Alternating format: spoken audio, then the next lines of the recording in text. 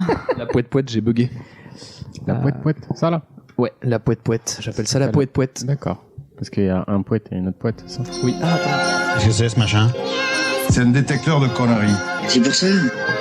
Et maintenant, qu'est-ce qu'on fout? Mais dis-tu nos conneries? Tu veux que je lui dise d'aller se faire enculer?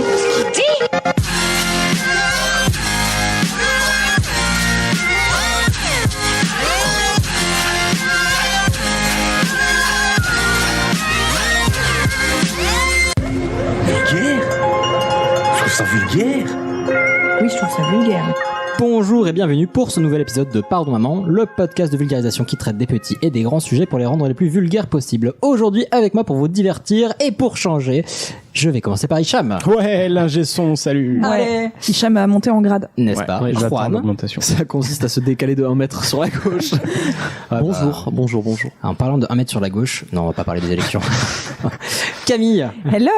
Et nous avons une super invitée qui est Alice. Bonjour. Coucou. Comment allez-vous? Bah ça va bien et toi? Bah écoute, ah voilà, la politesse, la gentillesse, le don de soi, l'ouverture. Bah, c'est normal, tu la vous voyez.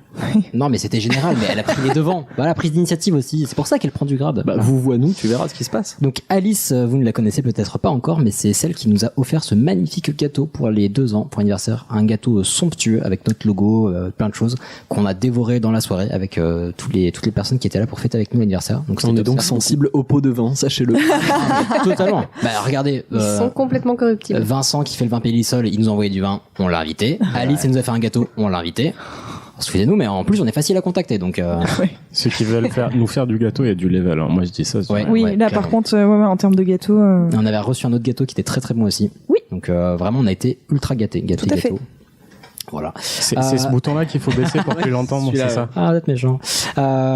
Oui, donc quelle nouvelle, quelle petite nouvelle. Si ça vous va. nous suivez sur les réseaux, vous savez que le week-end prochain, on va faire un super événement qui s'appelle. Un lieu original. Oui. Ah, bonne année. Et du coup, on a fait un super événement. Enfin, c'est toujours Non, parce très que- bien. non, parce que Non, ça sort en ce sera mars. la semaine suivante. Ouais. Donc, Ah ouais? cet épisode sortira le mardi avant. Ah. Dimanche. Enfin, le samedi, dimanche. Je m'étais de perdu l'année dans mes originale. calculs. J'ai fait un bac L, ça doit être pour ça. Sûrement. Oui, c'est ça où tu comptes mal. Mais donc oui, une nuit originale invitée par ce cher Thomas Hercouet qu'on remercie énormément. Donc pour l'instant, on nous a pas encore donné notre heure de passage, bien qu'on la connaisse. On vous laisse une petite surprise. Mais en tout cas, on espère que vous serez nombreux. Ça sera le samedi 1er juin en live. Il y aura 16 heures d'enregistrement à partir de 15h ou 16h. 15h, il me semble. Oui, Bah, c'est 15 entre heures, 15h et 20h. Du lendemain. Non. c'est terminé. Donc le bac L, ça va. Bienvenue sur Chiffres, le podcast de maths moyen. Des chiffres et des chiffres. Alors, non, c'est jusqu'à 9h du matin. Voilà. Ok. C'est de 15h à 9h. Bah voilà. Ce qui fait que, voilà, normalement, ça fait un Ça fait 16 heures, ça?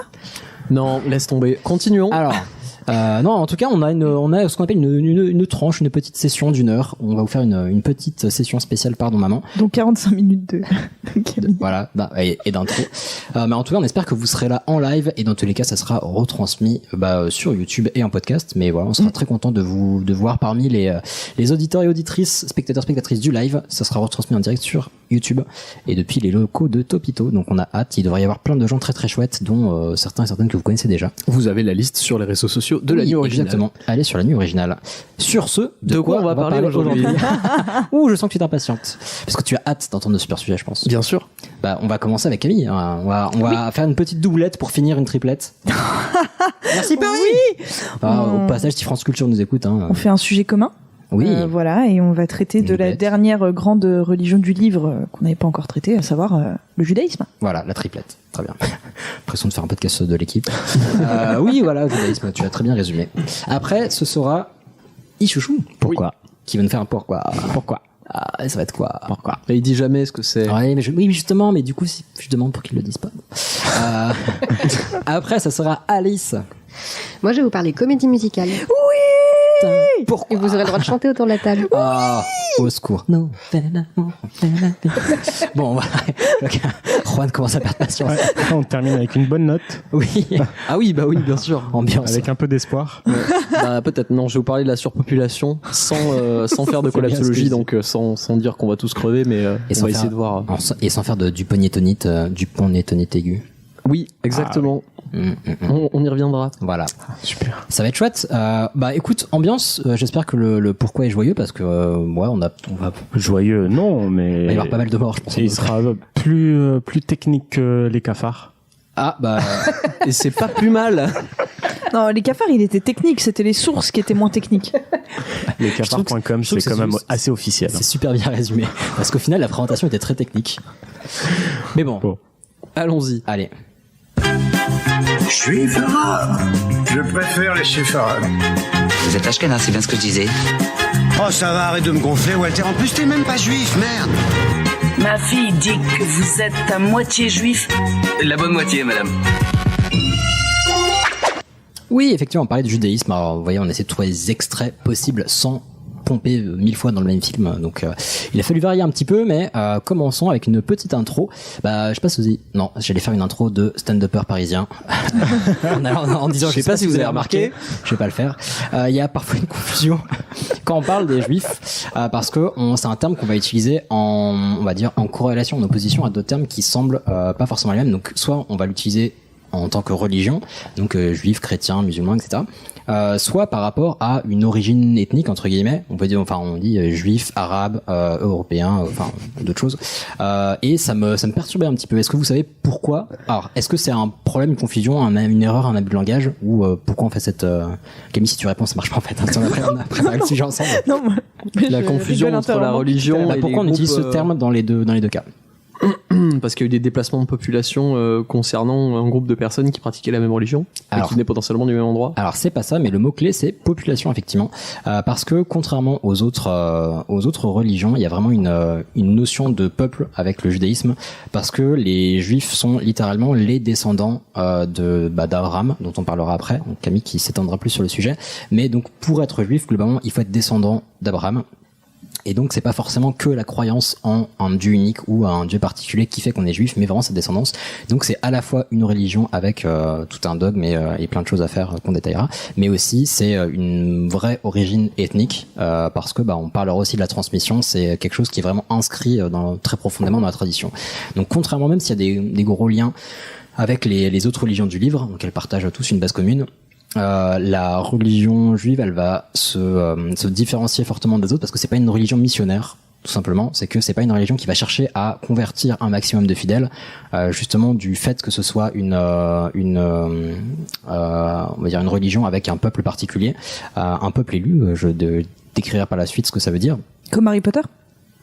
Un peuple élu comme Harry Potter. Ouais, Harry Potter c'est l'élu. Ah non. oui. Non. Bon, très bien, on la gardera pas. On peut pas faire clap. Ouais, non, ah, merde. Mais donc effectivement, il suffit pas de croire en ce Dieu unique pour être juif, et ils ne souhaitent pas convaincre les autres de croire en ce Dieu unique. C'est juste c'est une population qui a eu ses liens avec Dieu jadis, et ils s'en portent très bien comme ça. Donc on entend aussi le fait que le judaïsme, c'est initialement la religion d'un peuple élu, donc elle n'a pas forcément vocation à se propager. Donc l'origine du judaïsme, très rapidement, c'est un peu plus de 3000 ans avant notre ère. Donc il me semble qu'on a regardé tout à l'heure avec Camille, aujourd'hui sur le calendrier judaïque, on est en 5777. Il me semble que c'est ça, oui. Ouais. C'est bien ce que tu disais. C'est ce que je pensais. C'est bien ce que je disais. 5777, et donc voilà, religion du peuple élu. Et en fait, élu dans ce cas-là, ça veut pas dire meilleur, supérieur ou autre, mais ça veut simplement dire choisi par Dieu. Quand tu disais 3000 avant notre ère, c'est avant Jésus-Christ, quoi. Oui. Ouais, parce que sinon les maths, c'est pas trop ça. Ok, ouais, d'accord. Et R, c'est pas une identité remarquable, c'est ERE. Voilà. Donc, peuple élu, en fait, c'est simplement peuple choisi par Dieu. Donc, il y a eu un contact entre cette population et Dieu dans l'histoire du judaïsme, et donc ça veut pas dire qu'ils sont meilleurs, qu'ils sont etc., mais juste qu'ils ont été choisis par lui pour porter son message et faire et dire d'autres choses. Mais ça veut pas dire que les autres n'ont pas le droit de croire en Dieu. Ça veut pas dire qu'ils sont pas des êtres humains corrects, mais simplement qu'ils ne faisaient pas partie de cette histoire, tout simplement. Je disais qu'il y avait des liens avec les autres religions. Effectivement, on sait que les trois religions du livre, si on les appelle comme ça, c'est qu'elles ont une base commune qui est l'Ancien Testament. Donc elles reconnaissent toutes l'Ancien Testament, et elles ont toutes des prophètes en commun. Enfin, quand je dis toutes, christianisme, judaïsme et islam. Non seulement elles le reconnaissent, et puis il y a on va dire des variantes. Par exemple, Abraham, Abraham c'est Ibrahim dans l'islam. Moïse c'est Moussa. Enfin bon, ils les reconnaissent, et il y a une partie de l'histoire qui est commune. Au niveau de la localisation, ça s'est créé. L'origine se pose à peu près dans une région qu'on appelait le pays de Canaan. Donc je voulais juste il y a plein de mots comme ça que je vais prononcer juste parce que je les trouve jolis. Canaan. Canaan. Canaan. Ouais, avec 2 A. Vous en avez parlé à l'occasion de je sais plus quoi, les fils de Canaan et machin, je me rappelle plus pourquoi. Un film avec Godzilla, non? Non, rien à voir. Pardon. En fait, c'est la région qui on va dire, c'est aujourd'hui, ça serait entre la Jordanie, Israël, dans ce coin-là. Donc ça ne portait pas encore le nom d'Israël, et Camille nous dira quand ça a pris ce nom-là. Et petite précision aussi, donc on ne vous a pas maintenant, enfin si vous avez écouté les précédents sujets sur le christianisme et l'islam, vous pouvez faire la différence entre orthodoxie et orthopraxie. Si c'est pas le cas, je vous la rappelle rapidement. L'orthodoxie, c'est quand on dit ce qu'il faut penser. L'orthopraxie, c'est quand on dit ce qu'il faut faire. Et donc la religion juive, mais en fait, elle est profondément orthopraxe. Donc il y a beaucoup de règles qui vont régir la vie de tous les jours sur comment il faut, moi je vais dire des bêtises, mais après on le détaillera, mais comment il faut se laver les mains, comment il faut se dire bonjour, comment il faut se coucher, comment il faut manger, comment il faut plein de choses. Contrairement donc au christianisme qui est très orthodoxe, le christianisme on vous dit comment il faut penser, mais on vous dit pas forcément comment il faut serrer la main des gens dans la rue. Et l'islam où il y a un petit peu des deux, c'est à la fois orthodoxe et orthopraxe. Donc voilà, les règles du judaïsme sont assez cadrées, et on verra qu'il y en a énormément qui vont décrire toutes les étapes de la vie au final. Et je vais passer la parole à Camille. Tout à fait. Donc moi j'ajouterais que le judaïsme c'est une religion qui a vraiment une importance incroyable parce que c'est la première religion monothéiste. Avant ça en fait tous les peuples du monde croient en tout cas en des dieux. Très souvent c'est des dieux donc que ce soit dans l'antiquité égyptienne, grecque, romaine, sont des dieux qui sont rattachés à des astres, à des périodes de la vie, le dieu de la mort, le dieu du foyer, voilà, c'est vraiment des dieux païens. Et le judaïsme en fait rompt avec tout ça parce qu'on va avoir un grand prophète du judaïsme que tu as déjà mentionné qui est Abraham, et Abraham en fait est considéré comme étant le premier personnage monothéiste en fait. Si je peux me permettre, il a un CV plutôt badass. Si vous regardez sur Wikipédia, sur son CV c'est marqué patriarche du judaïsme, du christianisme et de l'islam. Ouais. Moi, ça m'a fait un peu la honte par rapport à mon CV. Après, il a vécu suffisamment longtemps pour se faire un beau CV, hein. Oui. Voilà, on est quand même sur des personnages qui vivent en moyenne 160 ans à cette époque-là, donc c'est quand même. Ce qui n'est pas dégueulasse. Voilà, c'est quand même, moi, en 60 ans, j'aurais le temps peut-être de faire des choses aussi, voilà. Donc là, je vais vous parler un petit peu des grands personnages, entre guillemets, du judaïsme, et puis de la généalogie un petit peu d'Abraham, etc. Donc, il y a une forme presque un peu dynastique des grands personnages dans le judaïsme. Alors, dans un premier temps, le personnage, l'entité centrale, c'est Dieu, le Père, le fondateur, voilà. Donc Dieu, dont on n'a pas le droit d'ailleurs de prononcer les noms dans le judaïsme. Dieu a plusieurs noms dans le judaïsme et on n'a pas le droit de les prononcer ou de les écrire. C'est intéressant à savoir.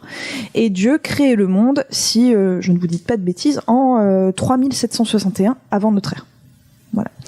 Donc il fait le monde, arrive Adam, le premier homme. Ensuite, voilà, il se passe tout un tas de choses. Vous avez également Noé qui sauve les hommes du déluge. Donc là, on est en moins 2105. Deux par deux, tenez-vous par la main dans le bateau et c'est parti. Voilà, exactement. Donc Noé qui sauve l'humanité et également la faune. Qui sauve sa petite gueule surtout. Ouais, sa petite famille. Ok. Ouais, sa petite mif, voilà. On va dire qu'il sauve l'humanité, on va se détendre. Bah si, parce que du coup, sa petite famille, elle s'est reproduite, quoi. Hein, et, oui. on Ce qui, encore une fois, comme Adam et Ève, donnait forcément des choses très intéressantes. Ah bah oui, bah voilà. Et ensuite, après Noé, arrive Abraham, donc Abraham le patriarche, le père fondateur. Historiquement parlant, est-ce qu'on peut dire que Abraham a réellement existé ? Oui, peut-être, c'est tout à fait probable. On sait que il aurait vécu justement donc dans la Mésopotamie actuelle, dans ce qu'on appelle le croissant fertile, donc entre le Tigre et l'Euphrate. Et Dieu, en fait, va donner vraiment un statut spécial, va faire un pacte, une alliance avec Abraham, en lui promettant une terre, donc le pays de Canaan, où il pourra aller s'installer avec sa descendance. Donc en fait, Dieu fait une alliance avec Abraham et ses descendants, et c'est ainsi que le judaïsme naît. Petite question, Canaan, c'est bien avec 2 A ? Ouais. Okay. Oui. Je voulais être sûr qu'on parlait du même. Ouais, Et donc c'est ça littéralement le peuple élu, vu qu'ils sont copains, il dit il se serre la poigne et il lui dit tu crois en moi je te file un pays et c'est ça. Donc Abraham, je pense que voilà, vous en avez tous déjà plus ou moins entendu parler parce qu'il s'est passé plein de choses dans sa vie. Abraham, il n'arrivait pas à avoir d'enfants et sa femme, qui était ménopausée depuis très longtemps, et Dieu leur a donné la possibilité d'avoir quand même un fils, alors que concrètement, elle avait, je sais pas, peut-être au moins 70 piges. Il a voulu sacrifier son fils en haut d'une montagne pour Dieu, etc. Et à la dernière minute, Dieu l'a retenu en lui disant que nenni. Il a voulu parce que Dieu lui a demandé. Oui, parce que Dieu lui a demandé, voilà. Et gros, mais c'était pour tester sa fidélité, en fait, justement. Donc voilà, il y a tout un. C'est comme Abraham, il lui est arrivé tout un tas de choses. Master of coup de pression quand même. Oui. Vas-y, tu ton fils, vas-y, t'es pas cap. Et donc Abraham a un fils qui s'appelle Isaac, il a plusieurs fils, mais il a Isaac, qui pareil, a une histoire très marquante. Isaac, il a plusieurs fils à son tour, dont Jacob, qui est un des prophètes les plus connus dans le judaïsme, même dans l'Ancien Testament. Et ensuite, au pays de Canaan, il va y avoir un énorme problème, c'est qu'il va y avoir une période de famine. Et donc, en moins 1523, les Juifs, en fait, quittent ce pays-là pour aller trouver de la nourriture ailleurs, et c'est le départ en Égypte. Il y a, du coup, apparemment... ça se passe pas bien pour eux, là-bas. Des problèmes pour le peuple juif. Ouais, ils sont. Voilà, c'est le début des emmerdes. Sachant qu'il faut différencier ce qui est présenté dans l'histoire du judaïsme et ce qui est, quand j'ai présenté dans l'histoire, c'est dans les livres, etc., la tradition, et ce qui est de l'histoire avérée, vérifiée. Sans critiquer ou quoi que ce soit, il y a des choses qui ont pu être vérifiées, d'autres non. Donc je sais pas si tu voulais non, mais là par exemple l'histoire de Moïse qui d'après les textes serait passée en moins 1313, ça colle pas du tout. Effectivement, historiquement parlant, après je pense que c'est toujours très compliqué d'essayer de retrouver croiser l'histoire et la religion. Je pense que c'est toujours très très très compliqué. Mais non, effectivement, aujourd'hui, historiquement parlant, l'exode ça tient pas, quoi. Ouais, l'exode globalement c'est des déplacements de population depuis l'Égypte de retour vers Israël. C'est ça. Après avoir été réduit à esclavage et mené par Moïse, si je dis pas de bêtises. C'est ça. Et donc c'est un acte plutôt majeur. Et en fait, il y a des traces, si je dis pas de bêtises, il y a des Égyptiens, qui avaient tracé le fait qu'il y avait certes des populations qui ressemblent à ce que pourraient être les populations juives, donc au pays de Canaan, après cet exode. Par contre, ils ont aucune trace de l'exode. Ils disaient, putain, c'est bizarre parce qu'une migration de 600 000 personnes, ça aurait fait du bruit, quoi. Ils avaient quitté un pays où il n'y avait plus rien à bouffer pour aller en Égypte, et du coup ils retournaient dans le même pays. Non, mais parce qu'en fait Moïse, juste avant qu'il fasse Moïse, fuir, c'est Dieu lui dit que c'est une terre où le lait, le miel, voilà, exactement. En mais fait, c'était la terre où de base il n'y avait plus rien à bouffer. Ouais, mais là on leur du miel. voilà, enfin je veux dire en 200 ans il a pu se passer des choses. Non, juste pour moi. Et effectivement en fait Moïse à la base il a grandi dans la famille de Pharaon, il s'est fait recueillir, donc Moïse il est plutôt à la cool, disons, et un jour je crois qu'il voit un esclave se faire tuer, frapper devant lui, et là pouf, il a le déclic, il se dit quand même c'est moyen cool, et il va finir par s'enfuir en fait, tout simplement. Et là il va rencontrer Dieu sous forme de buisson ardent, qui va lui dire je suis le Dieu d'Abraham, d'Isaac, de Jacob, il faut que tu sortes le peuple juif d'Égypte, quoi. Donc il va négocier avec Pharaon fait un peu la sourde oreille, bim, les 7 plaies d'Égypte, des sauterelles dans la cuisine, ça fait pas plaisir. Il va break the wheel et hop.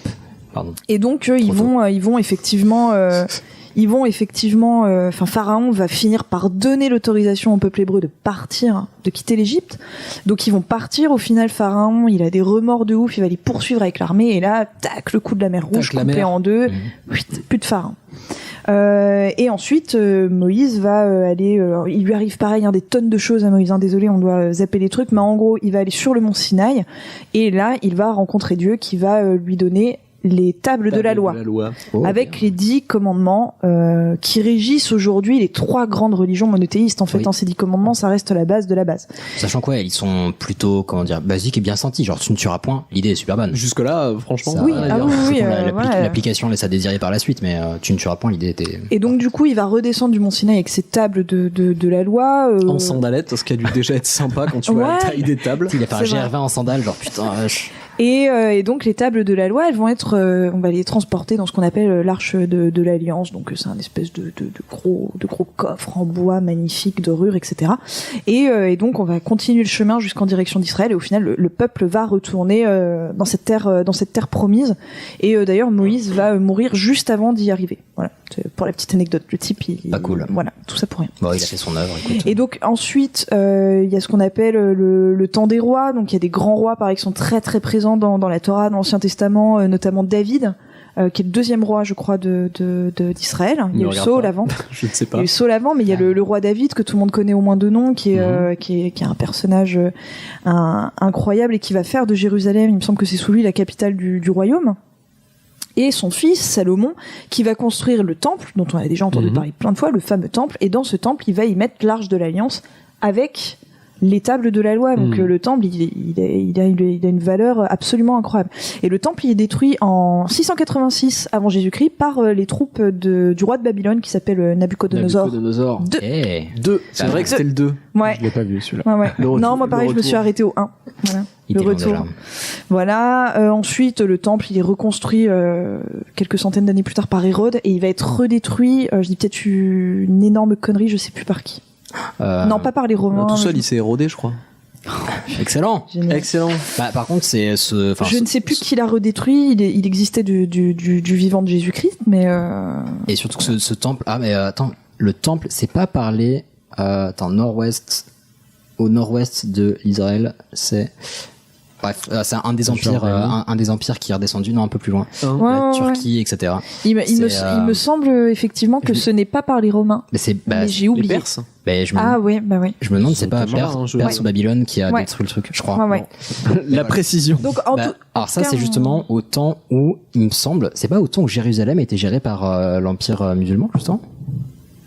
Chers auditeurs, j'espère qu'on vous a bien perdu. Voilà. Je sais pas, oui, j'avoue, on va arrêter là. Mais donc le temple a été redétruit après Hérode. Voilà, et il y a plus de, il y a plus de temple en fait. Il reste étant donné un truc. Plaît-il ? Le mur. Le mur. Voilà. Oui, il reste le mur des Lamentations qui est le seul mur qui reste du temple, mais au final, assez rapidement, au 7e siècle, les musulmans vont construire le dôme doré. Donc cette mosquée sur les vestiges du temple et donc le temple ne peut pas être reconstruit. Oui, et puis de toute façon c'est un endroit sain pour tout le monde et puis. Et on a perdu toute trace de l'arche d'alliance. Ah bah oui, ça c'est fini. Nine Kain Kaput. Voilà en gros pour cette histoire du livre, cette histoire de la Torah rapidement.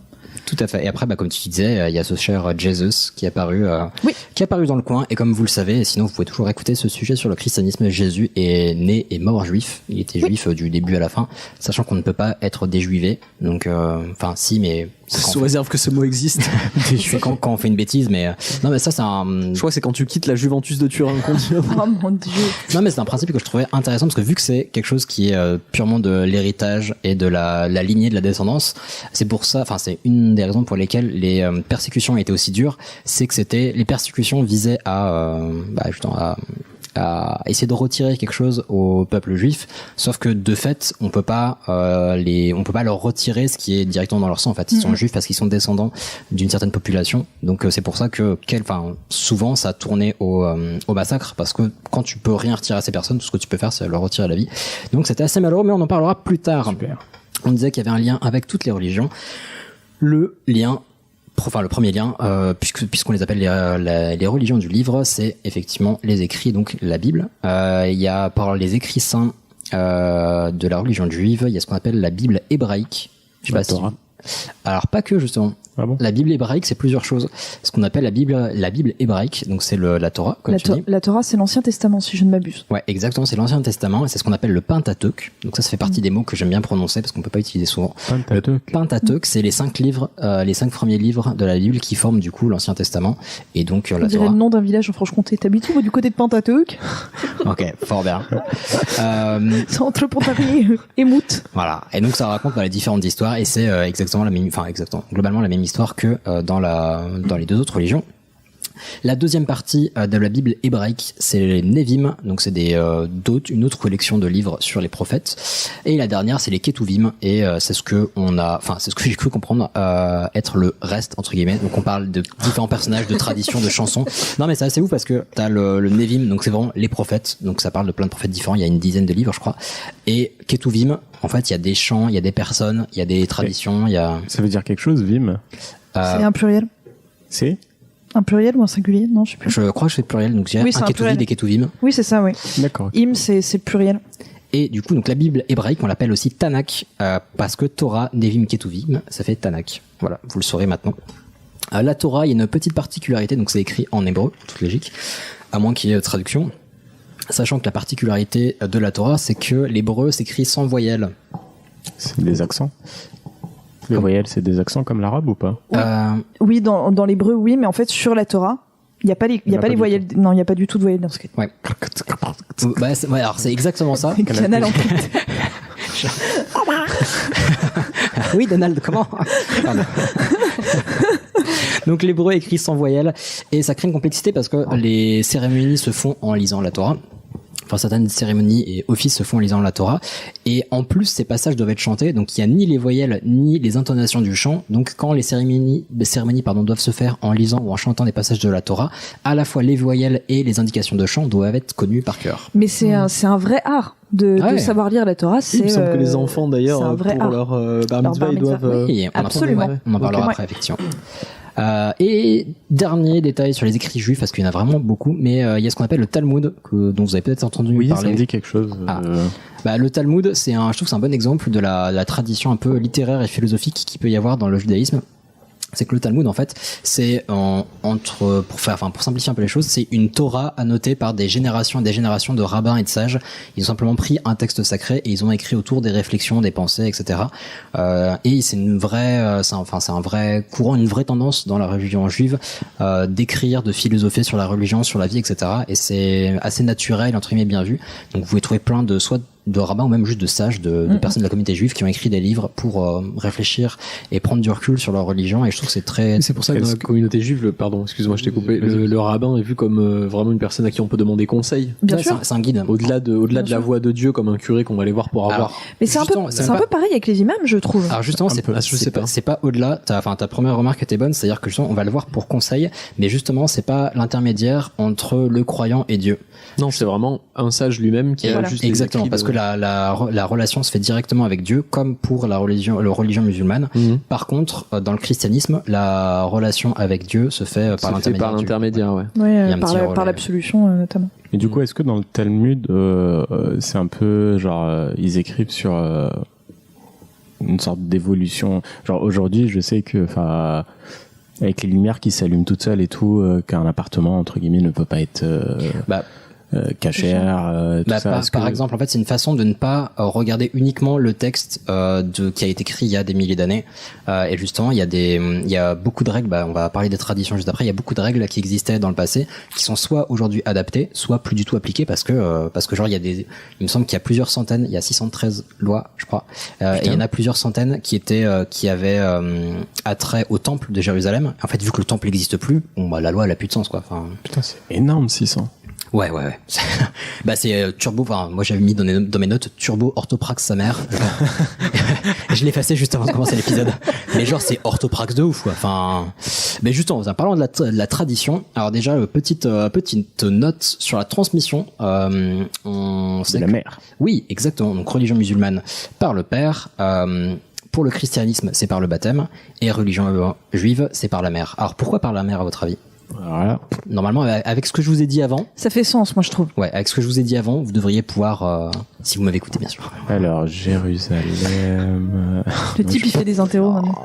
Alice, peut-être. C'est une histoire de transmission par le sang, donc comme c'est la mère qui porte l'enfant, c'est elle qui transmet. Ouais, comme ça. C'est l'idée effectivement, parce que globalement, vu que c'est très très important qu'il y ait vraiment une lignée et une descendance avérée, et globalement, quand on accouche, t'es sûr que la mère, c'est la mère de l'enfant, alors que pour le père, t'as toujours un doute, quoi qu'il se passe. On sait pas. Voilà, globalement. En fait, c'est bête comme tout, mais c'est juste pour s'assurer en tout cas, une des suppositions, c'est pour s'assurer de la descendance, parce que, avec un lien de sang par la mère, on est sûr et certain qu'il y a une descendance directe.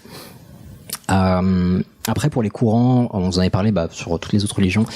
Comme dans toute religion, il y a plusieurs courants, donc à la fois il y a tout un spectre qui est décrit, donc à la fois des libéraux où on va avoir des offices particuliers, on va pouvoir avoir des femmes rabbins, on va pouvoir avoir des personnes homosexuelles qui sont admises au sein de la communauté. Voilà, ça court pas les rues quand même. Hein, oui, voilà, faut le dire, hein, ça reste exceptionnel. Hein. Alors oui, mais c'est un des courants les plus progressistes entre guillemets. Et après, il y a les ultra-orthodoxes.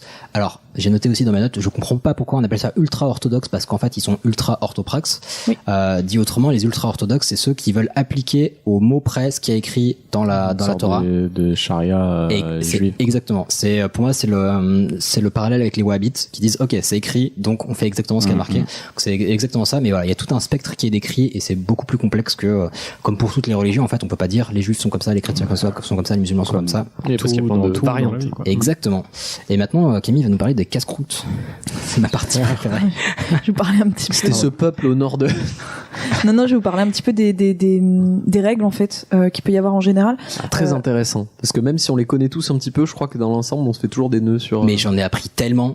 J'imagine. Mais alors de toute façon, on pourra clairement pas toutes les lister, mais moi déjà je voulais vous parler rapidement des femmes dans le judaïsme, la place occupée par les femmes. Donc la femme, elle a une place vraiment de choix parce que c'est la mère, c'est elle qui transmet la religion comme on l'a dit, c'est elle qui va vraiment donner l'éducation. Donc elle est vraiment la sauvegarde du foyer. C'est elle qui allume les bougies de Shabbat, qui est quand même le moment familial de la semaine qui a son importance. Mais ça reste quand même une femme qui a ses périodes d'impureté. Moi, ça m'a toujours énormément marqué la période des règles chez la femme dans le judaïsme. Donc quand la femme a ses règles, enfin qu'elle est impure, parce que l'impureté dure un petit peu après la fin des règles, je crois qu'on dit qu'elle est en période de Nida ou de Nidar, je sais plus si le H se prononce à la fin. Pour les oiseaux, ça. Et donc par exemple, notamment chez les ultra-orthopraxes, enfin même pas forcément, la femme qui a ses règles ne peut plus dormir dans le même lit que son époux. Mais tu nous en avais parlé déjà. Voilà, son époux ne peut clairement pas la toucher. Elle ne peut pas s'asseoir sur les mêmes chaises que d'autres personnes. Enfin voilà, c'est quand même elle doit. Bonjour la discrétion. Mais exactement, tout le monde remarque qu'elle a ses règles. Non, merci. C'est ira. Sort son petit truc Décathlon, son petit tabouret à 3 pieds là. Et elle doit faire un contrôle, je crois au bout du 5e jour de règle, donc elle doit checker que tout est bien parti. Si tout n'est pas parti, elle recommence le lendemain. Et une fois que tout est bien parti, elle doit aller se tremper dans le mikvé. Donc le mikvé, c'est un dis-moi bain. Dis-moi que c'est un ruisseau en Israël. Non, c'est un bain rituel qu'on peut. Donc à Paris, il y en a plein. C'est un bain rituel. Ah, c'est pas un truc que tu peux faire chez toi? Je crois juste en le pas. bénissant. Non, il y a une histoire d'eau de pluie. Déjà. Pardon. C'est bien compliqué là. Ouais, quand t'es citadin, c'est compliqué à respecter. Mais il y en a dans la plupart. Il y en a dans la plupart des synagogues, des mikvés, et c'est là-bas par exemple que tu vas rendre ta vaisselle cachère. Le cachère, on en parlera après en termes de nourriture. Et donc le mikvé, la femme doit aller s'y baigner pour redevenir pure à la fin de ses règles. Tant qu'elle ne l'a pas fait, elle est impure. Et c'est également dans le mikvé que on va baigner les personnes à la fin de leur conversion au judaïsme. C'est en quelque sorte c'est l'eau du baptême presque. Ouais. C'est une eau, vous voyez, c'est l'eau bénie. C'est l'eau du baptême et de la vaisselle. Quoi. Exactement. Donc pareil pour dans certaines communautés juives, la femme est invitée à cacher ses cheveux. Bon, c'est un petit peu moins connu que dans l'islam, tout simplement parce que il y a des femmes juives qui portent une forme de voile et de foulard, mais il y a également beaucoup de femmes juives qui se coupent les cheveux très très courts ou pas forcément et qui par-dessus portent une perruque. Ok. Voilà, pour cacher les cheveux. Je savais pas. Ouais, voilà. Moi, je ne saurais pas vous l'expliquer. Si quelqu'un sait nous l'expliquer, qui nous envoie un petit MP, on sera content de savoir. Tu me diras, les mecs à la Renaissance ou je sais pas quand, ils mettaient bien des perruques en Europe, donc. Oui. Louis XIV. Oui, ça n'a probablement aucun rapport, mais je pense aussi. Pourquoi pas. Donc voilà. Alors, j'aimerais également vous parler de la nourriture. La nourriture, moi, c'est la chose qui m'intrigue le plus. C'est voilà. C'est le cache-route. Absolument. Ça s'appelle vraiment comme ça. C'est les règles sur la nourriture. Ouais. Sérieux? Désolé, mais c'est mon truc préféré. Ça s'appelle le cache-route. Si tu veux, je te lance avec une anecdote. Vous savez que j'aime beaucoup cuisiner depuis longtemps. Et je voyais des recettes quand j'étais plus jeune où il y avait marqué kosher salt. Oui. Je ne savais pas ce que c'était. Moi non plus. Que c'était du sel cachère en fait. Ah bon? Mais ça a le même goût que du sel normal. Non, c'est juste que c'est pas du sel de mer baleine classique machin. Je sais pas comment c'est foutu, mais voilà, sachez-le. Parce je me que suis moi, toujours j'ai passé posé des la années question. Quand j'étais gamin et que. Attends, on regarde pas du tout les mêmes sites de recettes parce que j'ai jamais vu ça. Ah bah quand tu regardes les recettes en anglais, en Amérique et tout ça, c'est toujours surtout US puisqu'il y a beaucoup de cuistots qui sont juifs aux États-Unis et qui donc proposent des recettes avec du sel cachère, mais qui s'écrit kosher salt, donc ça s'écrit pas comme en français, et du coup voilà, je vous ai interrompu pour non mais information qui ne vous servira probablement pas. Non mais c'est bon, ça va. Et du coup ma remarque c'était juste que voilà, c'est un des mots que j'aime. Tout ce sujet en fait c'est juste pour prononcer des mots en particulier. Et cache-route en fait partie, et je trouve ça très drôle parce que les règles qui régissent la bouffe s'appellent cache-route. Parce qu'en vrai si tu me l'avais dit, je penserais que ce serait une carte de péage qui ressemble à casse-croûte. Voilà. Cache-route, pas mal. Donc kasher en fait c'est un petit peu comme halal, en fait ça signifie convenable. Je crois que c'était à peu près la même chose pour halal.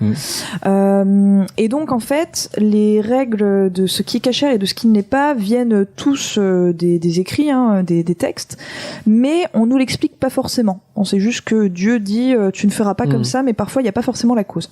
Donc on va pas vous détailler du coup toutes les origines, mais en gros dans les grandes lignes pour ce qui est de la nourriture kasher. Pour la viande. Donc la viande, pour tout ce qui est oiseau, on n'a pas le droit de consommer de rapaces. C'est déjà super chiant à attraper. Voilà, donc désolé, mais pas de steak d'aigle, quoi. Pour tous les autres types de viande, il faut que l'animal ait le sabot fendu, donc pas de cheval, pas d'âne, etc., et qu'il rumine, donc pas de porc.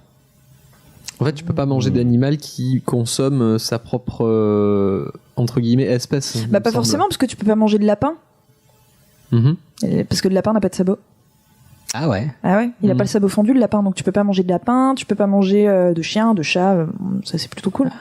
Tu peux pas manger de tigre. Faut jamais manger de chat dans ce pays. Voilà, il faut que ce soit un animal avec le sabot fendu et qui rumine. Ok. Voilà, mais ça ne suffit pas en fait, parce qu'il doit être tué par un abattage rituel. Ok. Voilà, en plus. Je crois que c'est ce qui différencie vraiment, entre guillemets, du halal. Il me semble que le halal, dans le fond, il n'y a pas d'abattage rituel obligatoire. Je dis peut-être une énorme connerie. Si. Mais même pour les poissons, par exemple? Il me semble que pour le kasher. Un par un. Ouais. Non, mais en tout cas, dire... pour la viande, il faut égorger la bête en direction de la Mecque. Ok, parce que pour le kasher, il y a une bénédiction, en fait, une surveillance de la nourriture qui doit être faite pour tout type d'aliments, en fait. C'est pas vraiment une bénédiction dans l'islam, mais ils disent au nom de Dieu, Bismillahirrahmanirrahim. D'accord, ok.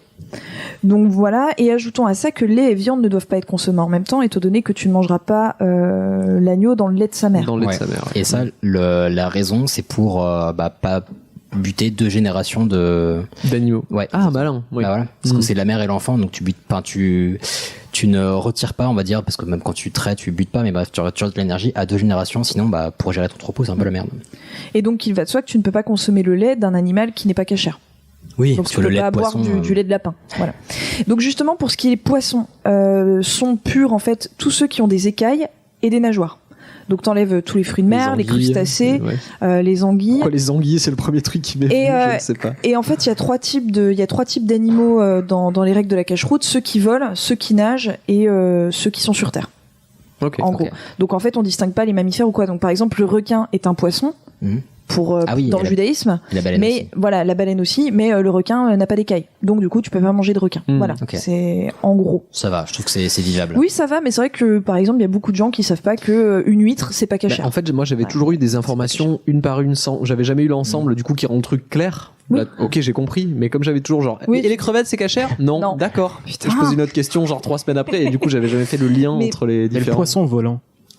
Il a des écailles et le sabot fendu. Mais c'est un rapace, quoi.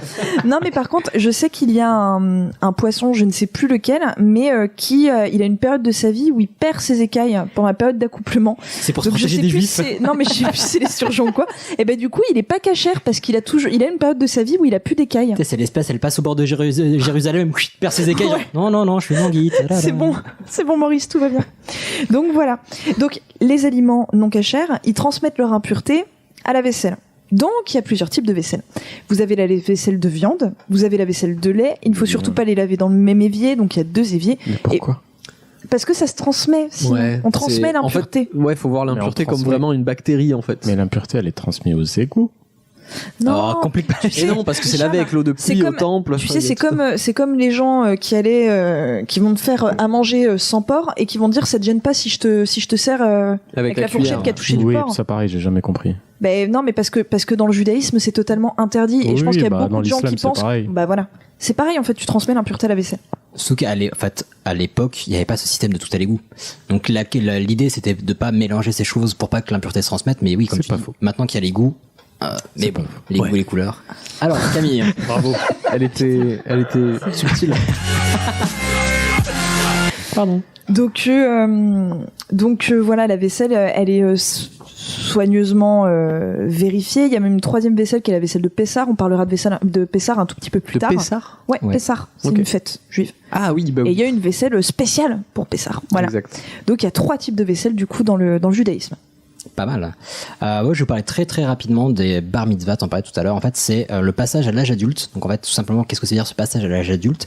C'est l'âge à partir duquel on considère qu'on est apte à appliquer les préceptes du judaïsme, donc dans sa globalité. Donc on devient vraiment un membre à part entière de la communauté, on n'est plus un enfant.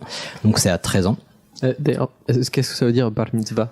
Oh putain, je l'ai su, j'ai pas noté dans mes notes, désolé. Okay, c'est pas grave. Je ne l'ai plus en tête, j'ai pas noté dans mes notes. Par contre, donc bar mitzvah c'est pour les garçons, bat mitzvah pour les femmes.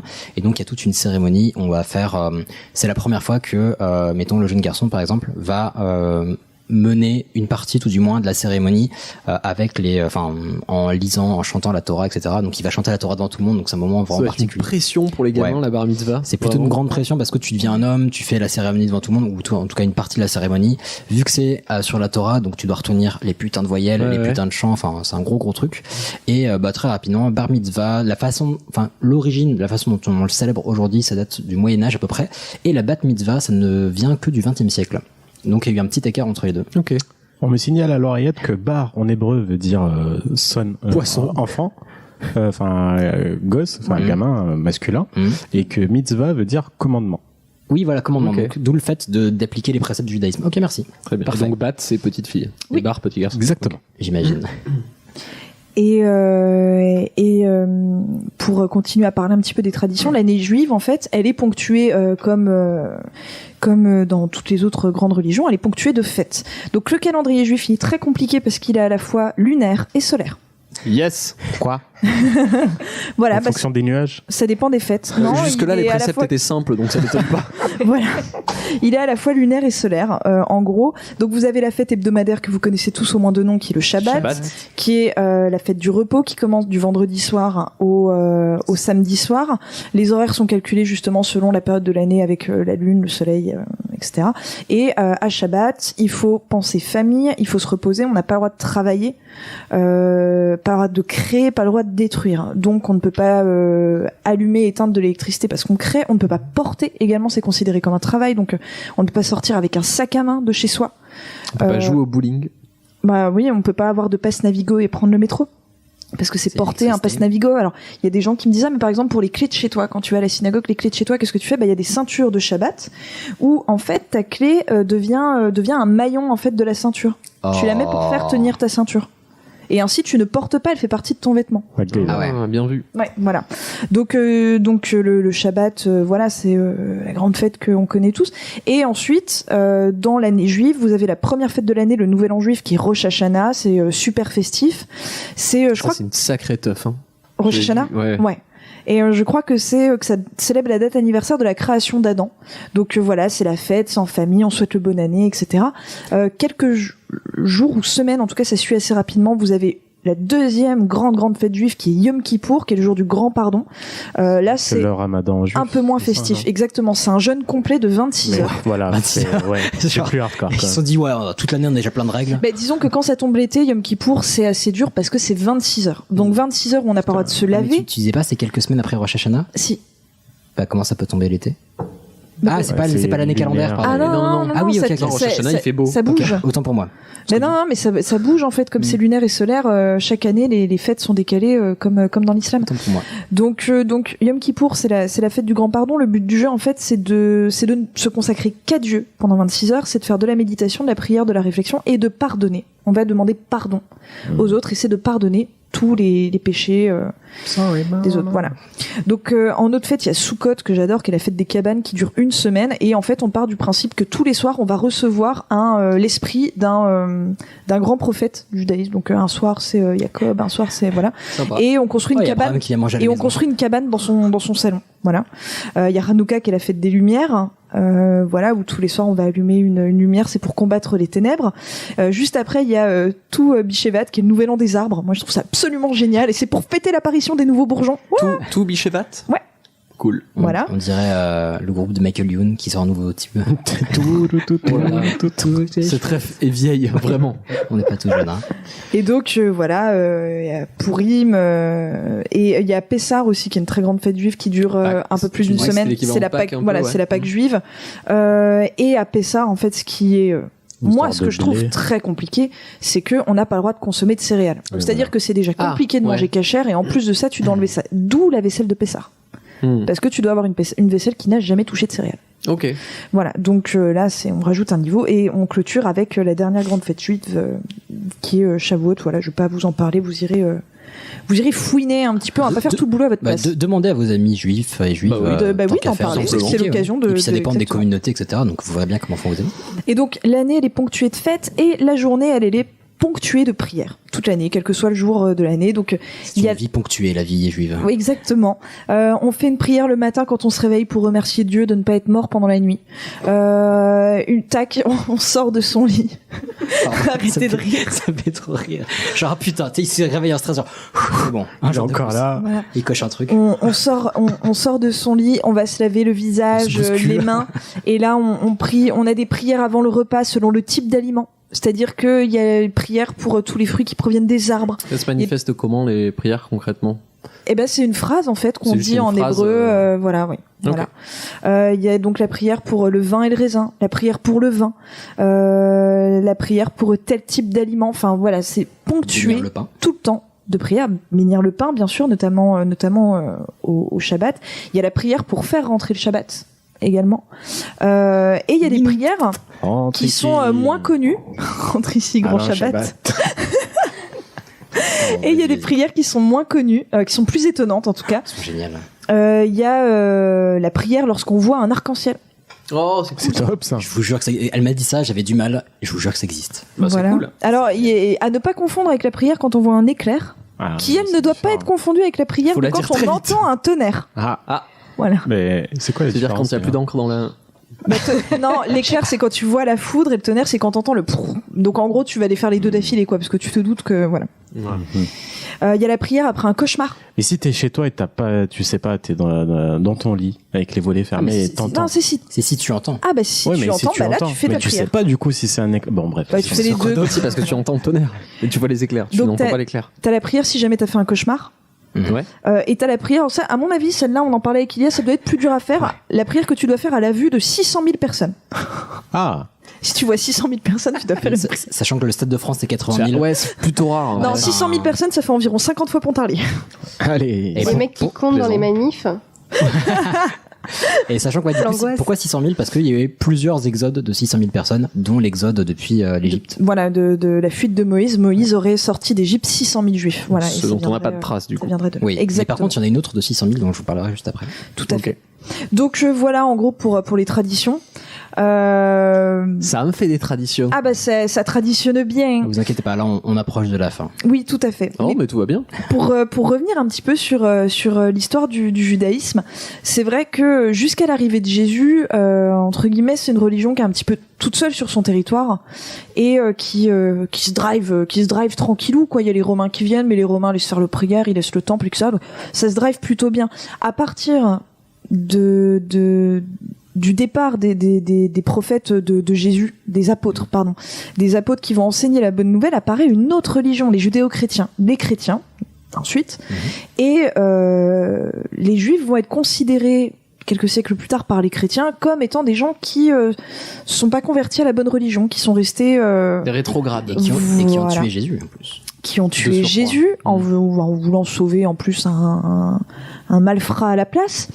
Et donc du coup, la fin de l'Antiquité, le Moyen-Âge, mais en gros presque jusqu'à la Révolution française, en Europe pour les Juifs, ça va être très compliqué. Ça va être des périodes où ils sont tolérés, entrecoupé par des périodes de mise au ban, comme par exemple sous le règne de Saint-Louis en France, où ils devaient porter la rouelle jaune, donc qui était un cercle jaune qu'ils devaient porter cousu sur leurs vêtements. Donc moi, ça me rappelle une étoile. Évidemment. Voir Sarah non. voir des périodes carrément de persécution. Je dirais pas de génocide, on n'en est clairement pas là. Mais de persécution. Alors ouais, mais on va pas tarder à y arriver. Oui, malheureusement, on va y arriver. Mais voilà, il y a des grosses périodes quand même de persécution. Par exemple, pendant les croisades, faut reconnaître que les croisés se sont clairement pas archi bien comportés avec les juifs lorsqu'ils sont allés en Terre Sainte. Et puis, en fait, dans une ville, dans un village, dès qu'il y avait une épidémie comme la peste, par exemple, il y a eu des cas en Allemagne où il y a eu la peste. On a dit c'est la faute des juifs. Paf, on a cramé 100 juifs et on était là, voilà, on est tranquille, on a cramé les sorciers. Et puis, jamais été tranquille. Non, en fait, ils ont été au mieux tolérés en quelque sorte. Il y a un des trucs qui fait que justement ils avaient cette on va dire cette persécution globale, c'est que déjà on parlera pendant les stats, mais c'est pas une énorme population par rapport à la population mondiale et aux autres religions. Donc premier truc, et en plus du fait que ce soit pas une population missionnaire, ils cherchent pas à étendre leur emprise sur la population. Donc ils cherchent pas à faire des alliés comme pourrait faire le christianisme ou l'islam. Donc ils vont pas convertir les gens à leur cause. Donc de fait, tu te retrouves souvent minoritaire à un endroit et tu n'étends pas ton emprise autre que par ta propre croissance démographique. Donc le fait qu'ils avaient également, que ce soit très réglementé, en plus orthopraxe comme tu disais, c'est que ça t'isole forcément du reste de la population. Bien sûr. Il y a beaucoup de règles et ça n'aide pas quand t'as une population qui est pas très encline à accepter un mode de vie différent, ça n'aide pas non plus. Tout à fait. Alors il y a, je sais pas si tu voulais parler des petites au moins 2 termes. Est-ce que vous sauriez les expliquer, Ashkenaz et Séfarade? Oui, c'est vrai. Waouh, c'est pareil, c'est un truc qu'on m'a expliqué 100 fois. Il y a un des deux, je sais pas lequel, mais il y en a un des deux, c'est ceux qui sont issus de Pologne. Pas forcément de Pologne. L'Europe de l'Est, globalement. Oui, enfin. C'est les Ashkénazes. Voilà. Et les séfarades, c'est en gros c'est les noms qu'on a donnés aux populations qui ont émigré donc en Europe de l'Est et même Europe centrale et jusque chez nous les Juifs français sont ashkénazes. Oui, mais c'est vrai que vu que c'est arrivé par vague, c'est plutôt par l'Est et après ça arrive. Non, mais les Juifs d'origine française. Pas les Jean Benguigui et les. Non, alors justement, les Benguigui, ce sera plutôt des séfarades. Et séfarades, c'est plutôt Afrique du Nord, Moyen-Orient, Méditerranée. Donc c'est justement après que ces populations émigrées, on a donné ces noms à ces différentes branches. Maintenant, ça en arrive au temps moderne, donc globalement 19e, 20e, pardon. Ça va commencer à piquer un petit peu. Alors, il y a évidemment la Shoah. Si seulement. C'est un doux euphémisme. Il y a évidemment la Shoah dont on va parler. Alors pour le coup, en fait, on a fait le choix avec Camille de parler assez rapidement de ces points parce que c'est des points non seulement mentionnés pendant les cours. Dont on parle beaucoup pendant une histoire de notre éducation, etc. Mais aussi parce que c'est très très large et ça vaut le coup de faire un sujet à part entière. Et puis c'est très facile pour vous de vous documenter là-dessus sans aucun problème. Quoi. Vous avez été documenté là-dessus. Ouais, voilà, c'est clair. Donc on a entendu parler de la Shoah, mais pas forcément de ce qui s'est passé avant. En fait, une des choses qui a mené à la Shoah, c'est ce qu'on appelle les pogroms. Donc les pogroms, c'était des persécutions qui avaient lieu principalement en Russie à la fin du 19e siècle. Donc c'est des pillages, des meurtres, globalement des actions d'une grande violence, souvent par vagues, comme des immenses rafles globalement. Donc il y a eu plusieurs dizaines de milliers de morts, et c'était à la fois des politiques étatiques et des vindictes populaires. Donc ça devait être extrêmement dur pour les populations juives qui étaient persécutées parce que t'avais à la fois la population et l'État qui étaient contre toi. Donc c'est plutôt la merde. Et en fait, ce truc-là, donc, qui était entre la fin du 20e et à la fin du 19e. Non, qu'est-ce que je raconte, fin du 19e? Ouais, non, pardon. C'est ça, fin du 20e et début du 21e. Non, pardon. Fin du 19e, début du 20e. Donc voilà, ça a fini vers les années 1920 dans ces eaux-là. Et en fait, la résultante, c'était quoi? C'était une immigration massive des Juifs d'Europe de l'Est, donc principalement en Russie et les pays aux alentours, vers les États-Unis, la Palestine et l'Europe de l'Ouest.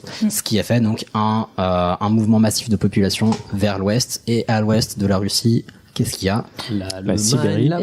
Mais voilà, on est dans une Europe de l'Ouest qui est en pleine crise économique, qui vient de se taper la Première Guerre mondiale, et dans des pays qui sont totalement ravagés. Et vous connaissez le truc diviser pour mieux régner. C'était très facile par les autorités en place, notamment par un certain Adolf Hitler, de dire tout ça de toute façon c'est la faute des Juifs. Dans l'idéologie nazie, il y a 2 peuples vraiment inférieurs, c'est les Juifs et les Tziganes. Donc peuple qui voyage, quoi, finalement. En quelque sorte, oui. Donc en fait, ils ont été pointés du doigt dès le début des années 30, dès l'arrivée d'Hitler au pouvoir, dès 1933. On va commencer par casser des vitrines, on va commencer par leur interdire d'épouser des Allemands, etc. Et puis on va monter jusqu'à arriver à un génocide et non plus à des persécutions. Donc génocide, en quelque sorte, l'idée d'un génocide, c'est de rayer la population entière. Exactement, de façon industrielle. Ouais, c'est une élimination. Et j'insiste vraiment sur ce mot. Exactement. C'est massif, c'est industriel. Et c'est exactement ce que va être la solution finale, c'est-à-dire que Hitler et ses généraux vont gérer ça absolument comme une usine, comme une start-up. On va avoir non mais mais c'est exactement ça. C'est un bilan humain, c'est des chiffres, c'est des trains de marchandises. On amène, on traite le problème, etc. C'est vraiment comme ça qu'on voit les choses. Et donc c'est difficile aujourd'hui d'évaluer le nombre de millions de juifs qui ont péri à cause de la Shoah parce que même les camps, on n'a pas les chiffres précis, on ne sait pas combien ont fui, on ne sait pas combien se sont convertis pour échapper à ça, ont changé de nom, changé d'identité, mais en tout cas ça se chiffre en plusieurs millions de juifs. Et à la fin de la Seconde Guerre mondiale, après la libération des camps, forcément les survivants, ils sont pas archi chauds pour rester en Europe. Non. Ils sentent venir en plus la montée du communisme, enfin le bloc de l'Est qui commence à être moyen cool aussi. Ils ont pas la confiance et à la fin des années 40, du coup se dit est-ce que on trouverait pas quand même une terre pour le peuple juif, pour faire un État juif. Et j'ai un gros doute, mais c'est en 47 ou en 48. 1947. Voilà, c'est en 47 que l'ONU va voter pour va se mettre d'accord pour faire un plan de partage de la Palestine. Et en 48, les Britanniques qui étaient en Palestine, c'était une colonie, se retirent de la Palestine et l'État d'Israël, l'indépendance de l'État d'Israël est prononcée. Et ça aussi, je pense que, en tout cas, j'aimerais bien faire un sujet à l'occasion parce que le sujet est ultra riche et il y a plein de jeux politiques qui se sont faits autour de ça. Mais ça mérite un sujet à lui tout seul. Ouais. C'était une proposition d'un des auditeurs, d'ailleurs, ou auditrice, je sais pas. Ouais, le fera un jour, mais ça demande un travail incroyable. Parce qu'en fait, on a chopé beaucoup plus d'informations que ça sur le sujet, mais pour le coup, on doit condenser un peu. Personnellement, je vais finir par deux petits termes où je pense que ça va être difficile de ne pas en parler et je pense que ça vaut le coup de les réexpliciter. Alors, sémite et antisémite. Qu'est-ce que ça veut dire pour vous? Non, je vais pas le dire. Antisémite contre les sémites. Oui, alors justement contre les sémites. C'est ça qui est rigolo. Les sémites, c'est quoi en fait les sémites? Les sémites. J'aime bien parce que tu me dis oui comme si j'avais dit un truc intelligent. Pas trop. Ouais, parce que en fait, aujourd'hui, quand on entend quelque chose d'antisémite, on dit souvent c'est contre les juifs. Mais en fait, c'est pas une histoire de terre. Alors, de langue, en fait, c'est un terme de linguistique. Sémite, c'est les personnes parlant des langues sémitiques. Donc, les langues sémitiques se parlaient à l'époque plutôt dans l'Afrique du Nord, le Croissant fertile, la péninsule arabique. Donc, en fait, les Arabes sont sémites. Les Turcs aussi? Ouais. Exactement, les Perses aussi, si j'ai pas de bêtises. Donc les Juifs sont sémites, les Arabes, etc. L'antisémitisme, en fait, c'est un terme qui est apparu en 1860 pour dénoncer un article qui était raciste envers les populations sémites. Sauf qu'à l'époque, en fait, en Europe, les populations, il n'y a pas beaucoup d'Arabes et d'autres populations sémites. Quand on voyait des sémites, c'était principalement des Juifs. Donc, on a fait l'amalgame entre antisémites et anti-judéique. Anti-judéique. Je pense que dans le langage courant, ça n'a pas aucun rapport avec la langue maintenant. Oui, maintenant signifie. Maintenant, c'est devenu entièrement anti-judéique. Si on regarde dans les différentes définitions, et il y a un autre terme qu'on comprend pas forcément bien, c'est le sionisme. C'est par rapport à Jérusalem. C'est ça la terre. À Israël. Ouais, en fait, Sion, c'est la montagne sur laquelle est construit le temple de Jérusalem. Donc, plus généralement, c'est aussi un lieu saint. Donc c'est un terme qui est issu de la Bible, mais maintenant c'est plutôt une idéologie politique. Donc c'est un terme qui apparaît à la fin du 19e siècle, où le mouvement se structure plus particulièrement à partir de 1897, parce que c'est la mise en œuvre du premier congrès sioniste mondial. Le but du mouvement, c'est donc de créer un État en terre d'Israël pour accueillir les Juifs du monde entier. Et donc la religion juive et le sionisme sont deux notions différentes. Donc tous les juifs ne sont pas sionistes et il n'est pas nécessaire d'être juif pour être sioniste, parce que du coup être sioniste c'est souhaiter pro terre d'Israël, quoi. Donc il y a notamment aujourd'hui c'est un courant qui a beaucoup évolué et il y a plein de courants différents qui existent. Donc il y a notamment le néo-sionisme, parce que maintenant que l'État d'Israël crée le sionisme, il y a d'autres choses qui ont évolué en son sein. Donc il y a le néo-sionisme, c'est le fait de penser que l'État d'Israël ne devrait accepter que les personnes issues du peuple juif, et il y a aussi le post-sionisme, qui est que l'État d'Israël devrait accepter tout le monde. Et il y a plein de sionismes différents, mais bon voilà, il y a tous les juifs ne sont pas sionistes, tous les sionistes ne sont pas J'imagine que c'est aussi compliqué que de la politique municipale. Il doit y avoir autant de ramifications que... Ouais, c'est bien plus bordélique. C'est vrai. Il y a des sionistes travaillistes, il y a vraiment plein de courants. Alors moi, pour conclure, j'aimerais qu'on termine sur quelques statistiques, parce que vous l'avez compris, c'est l'épisode des chiffres aujourd'hui. Ouais, j'adore les stats. J'ai l'impression. Donc aujourd'hui, il y a environ 11 millions de juifs dans le monde. Il y avait à peu près déjà 11 millions de juifs au début du XXe siècle. Oui, non, ça fait pas beaucoup. Très très peu. Voilà, et surtout que la population juive n'a pas augmenté en un siècle. Après, il y a eu la Shoah. Oui. Qui a voilà, alors que la population mondiale elle a gonflé par 5 fois quand même. Mais voilà, on a à peu près le même nombre de juifs qu'au début du XXe siècle. 40% des juifs aujourd'hui vivent en Israël. Ok. Voilà, ce qui est déjà c'est pas mal. énorme. Sachant que pour les périodes de fête, ça doit tripler la population de... Oui, j'imagine. Oui. Et pareil, les États-Unis, c'est le deuxième pays où,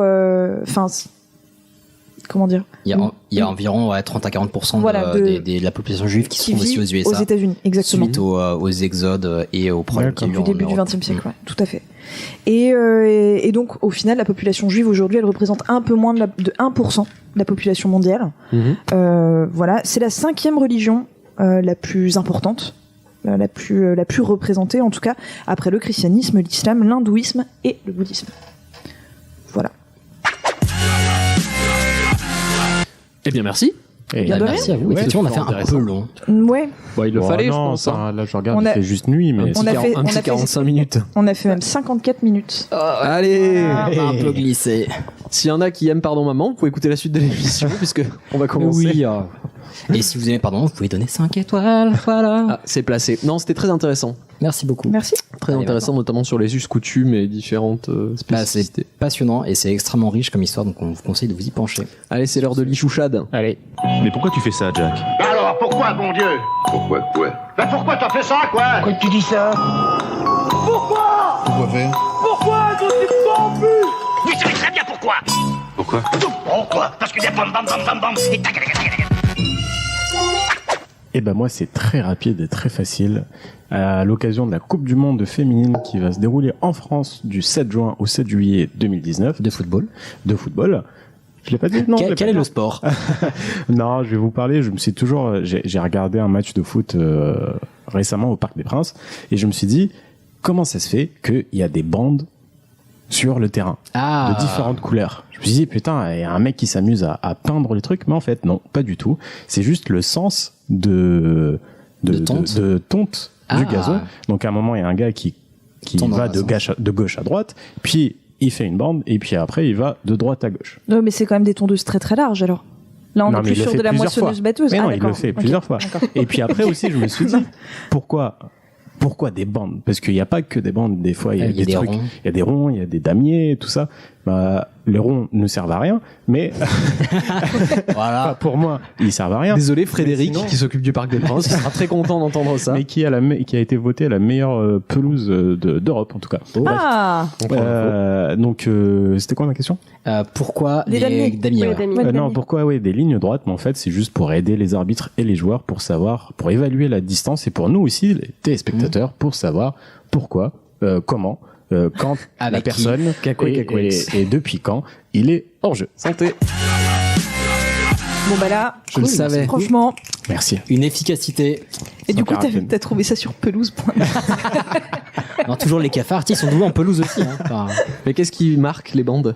C'est-à-dire? Mais c'est le sens de tonte, t'as pas écouté? C'est le sens de tonte, exactement. Il n'y a pas une hauteur de taille? Non, c'est la hauteur de taille, ça varie en fonction des stades et du club et de l'entraîneur qui veut savoir. Enfin, plus le gazon est court, plus le jeu est plus fluide et plus rapide. C'est pareil avec l'humidité du gazon. Oui, j'imagine qu'un match de foot dans un champ de foin, ça peut être très rigolo. En effet. Bon, on l'a tous fait. C'est challenge quoi. Non, c'est vraiment un sens de tonte qui réfléchit la lumière différemment. Bien. Fort. Bah du coup là, on va passer un peu de musique. Allez, on va chanter. J'ai dit on se coordonne. Ce qui compte, c'est que ça chante. Good morning, good morning. Ça va plus, ça. Tous les soirs, il m'emmène danser. 5 minutes d'entraide, tu vas bien? Comment tu me trouves?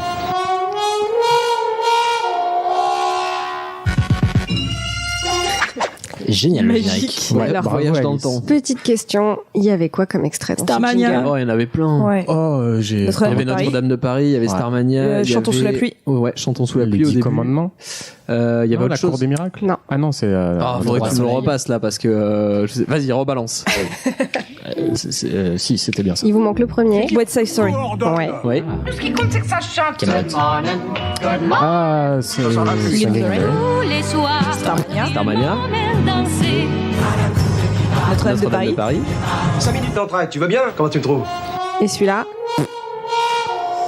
Chicago. Bien joué. T'as plus le droit de parler. Ah merde, non, ça marche pas. Super long. Passe Mime-le. les feuilles. Alors, on va parler comédie musicale. Qu'est-ce qu'une comédie musicale? C'est à la base une pièce de théâtre avec du chant, de la danse, dans le but de décupler les émotions pour le spectateur. Théoriquement, vous kiffez plus une comédie musicale qu'une pièce de théâtre. Tout dépend de la comédie musicale. Quand vous voyez sur les affiches, maintenant sur les affiches, vous voyez rarement comédie musicale. Vous voyez le musical de l'année, le J'avoue. musical. On a enlevé comédie en fait parce que alors les anglo-saxons mettent jamais comédie dans le titre. Non. Et quand on fait Roméo et Juliette, on peut pas vraiment C'est pas très appeler drôle. ça une comédie. Donc au début, on appelait toujours ça comédie musicale. Maintenant, on s'est débarrassé du terme. Mais est-ce que ça vient pas de genre la comédie française? Pareil, c'était pas très drôle et pourtant c'est un jeu de comédie. Bonne question. C'est. Oh, c'est du mar- creuser. je pense que c'est du marketing Mais- tout simplement. Un musical, ça fait Broadway. Venez ça- vous amuser. C'est un peu le thème. Alors, c'est super risqué à faire parce que si vous équilibrez mal le chant, le théâtre, ça peut très vite être super kitsch. Non. C'est vrai. On ne citera pas les exemples. Pardon. Et résultat, pour construire, il y a beaucoup de comédies musicales. Quand vous regardez, les intrigues se situent dans le milieu du spectacle. Parce que pour le scénariste, c'est super simple. Quand vous avez besoin de présenter les personnages, par exemple, Merci d'accueillir la coqueluche de Mayfair, je vous l'offre, mais n'oubliez pas de me la rendre après usage. Fräulein Sally Bowles! dans Cabaret, ça coule de source. On annonce le personnage, il va se présenter, il n'y a pas besoin. On en Alors avait, que on en quand- avait déjà parlé de l'intradigétique, comme pour la musique au cinéma quand c'est à l'intérieur de la scène. Voilà. Alors que quand vous êtes sur une histoire de deux gangs Regardez avec Hicham, là. Bah vous à n'écoutez New pas. York, c'est plus délicat sur une histoire de gangs new-yorkais, et pourtant, quand c'est bien fait, ça marche très très bien. Tu peux nous donner les références à chaque fois? Alors ça, c'est West Side Story, West Side Story. c'est la chanson des Jets. Ah, les Jets. Contre Alors- les Sharks. Exactement, entre les Sharks. Et le premier extrait, c'était Cabaret. D'après vous, quand est-ce que les comédies musicales ont commencé à voir le jour? À voir vraiment le jour. hein. Ouais. On parle pas opérette, opéra comique, vraiment Ah, comédie mais j'allais musicale. dire la transition Les va être années- assez les fine années entre 50. l'opérette et le. Alors non, alors 19e. en France, c'est arrivé tardivement, J'ai le milieu du 19e. mais aux États-Unis, c'est arrivé à la fin des années 20. D'accord. C'est de me En rappeler fait, de la J'allais dire première. Chantons sous la pluie, c'est considéré comme une comédie musicale. Ouais, et c'est moi, les j'aurais années dit 50, ça. Chantons Ouais. sous la pluie. Ouais, mais ça avait commencé avant D'accord, ça. ok. Dans les Mhm. premiers, tu dois avoir Showboat qui date de 1927. D'accord. Ok. Et en fait, comment c'est arrivé? C'est arrivé parce que fin des années 20, c'est la grande crise aux États-Unis. Il faut divertir les gens parce que ça va pas.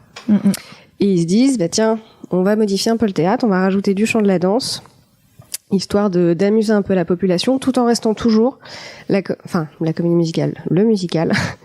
Même si ça se veut joyeux pour divertir, il y a toujours un fond assez sérieux.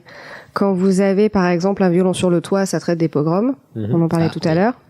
Forcément. Hair, la guerre du Vietnam. Vous avez Cabaret, c'est la montée du nazisme. Donc il y a toujours quand même un fond assez sérieux sous couvert de divertir les gens. Mais est-ce que, par exemple, les Disney, genre le livre de la jungle, Toute je sais ton pas si tu enfance, vas en t'as été parler. bercé de comédie musicale dans les comédies Disney. musicales, Ah oui, c'est Complètement. écrit de la même manière, ouais. Et C'est quand- exactement ça. Ok. Et C'est des dessins, mais. petit truc rigolo, c'est Orelsan qui considère que Comment c'est loin, c'est une comédie musicale et qui n'a pas tout à fait tort. Ouais. Oui, c'est un petit peu. Ouais. Finalement, c'est un film avec de la musique qui est intégrée. Il est sur ma liste Netflix. Il est plutôt chouette. Et c'est là que tu vois parce que les adaptations filmiques d'une comédie musicale, c'est encore autre chose. Mais c'est à ça que tu vois si c'est habile, si la musique fait vraiment coller par-dessus ou si diégétiquement ça fait sens. Ou si ça marche dans l'histoire, ouais. Vous avez toujours dans une comédie musicale, toujours, oui. Enfin, dans tout ce que j'ai rarement trouvé un exemple contraire. Vous avez toujours une intrigue entre deux personnages que la raison sociale oppose. Que ce soit Roméo et Juliette, West Side Story.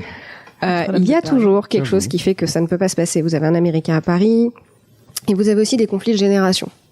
Sur R, sur Grise.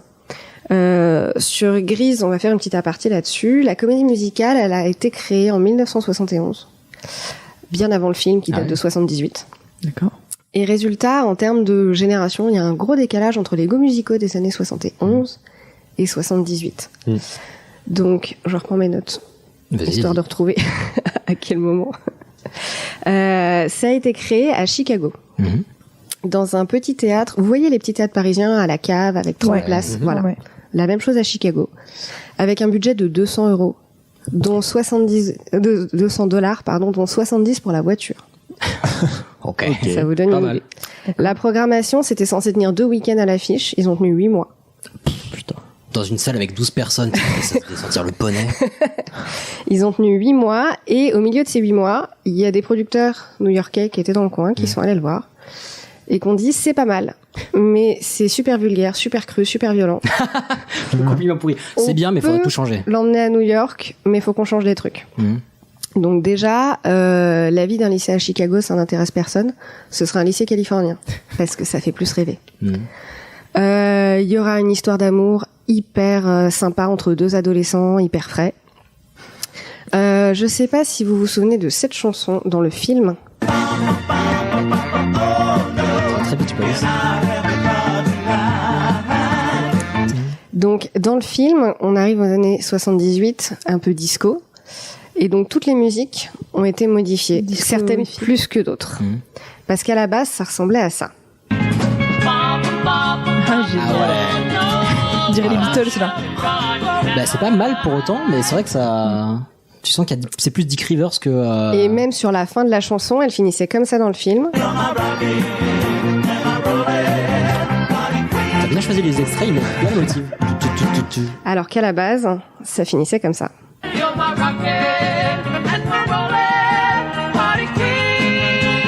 trop cool. Ah ouais, ça a été complètement changé. Et en plus de ça, pour coller au goût de l'époque, on va rajouter des chansons qui n'y étaient pas à l'origine. Quand je vous dis Grise, quelle est la chanson pour vous qui illustre Grise? Summer Lovin'. Non, moi pas Summer Lovin'. Grease Lightning. Non. Nous, on connaît que le yaourt. Hein. Ok, d'accord, oui. Exactement. Eh bien, cette chanson... Bah, c'est comme on l'a fait. Eh ben, elle n'existait pas du tout à l'origine. Elle a même pas été modifiée. Elle n'existait pas du tout. C'est cul. Parce que à la base de cette chanson, alors il y avait la même idée, c'est-à-dire qu'elle arrive métamorphosée, il est complètement amoureux, sauf que Danny Zuko chantait ça.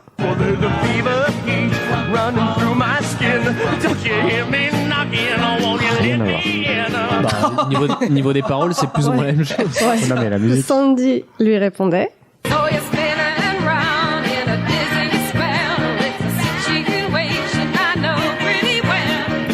Et le refrain, toujours pareil, ensemble.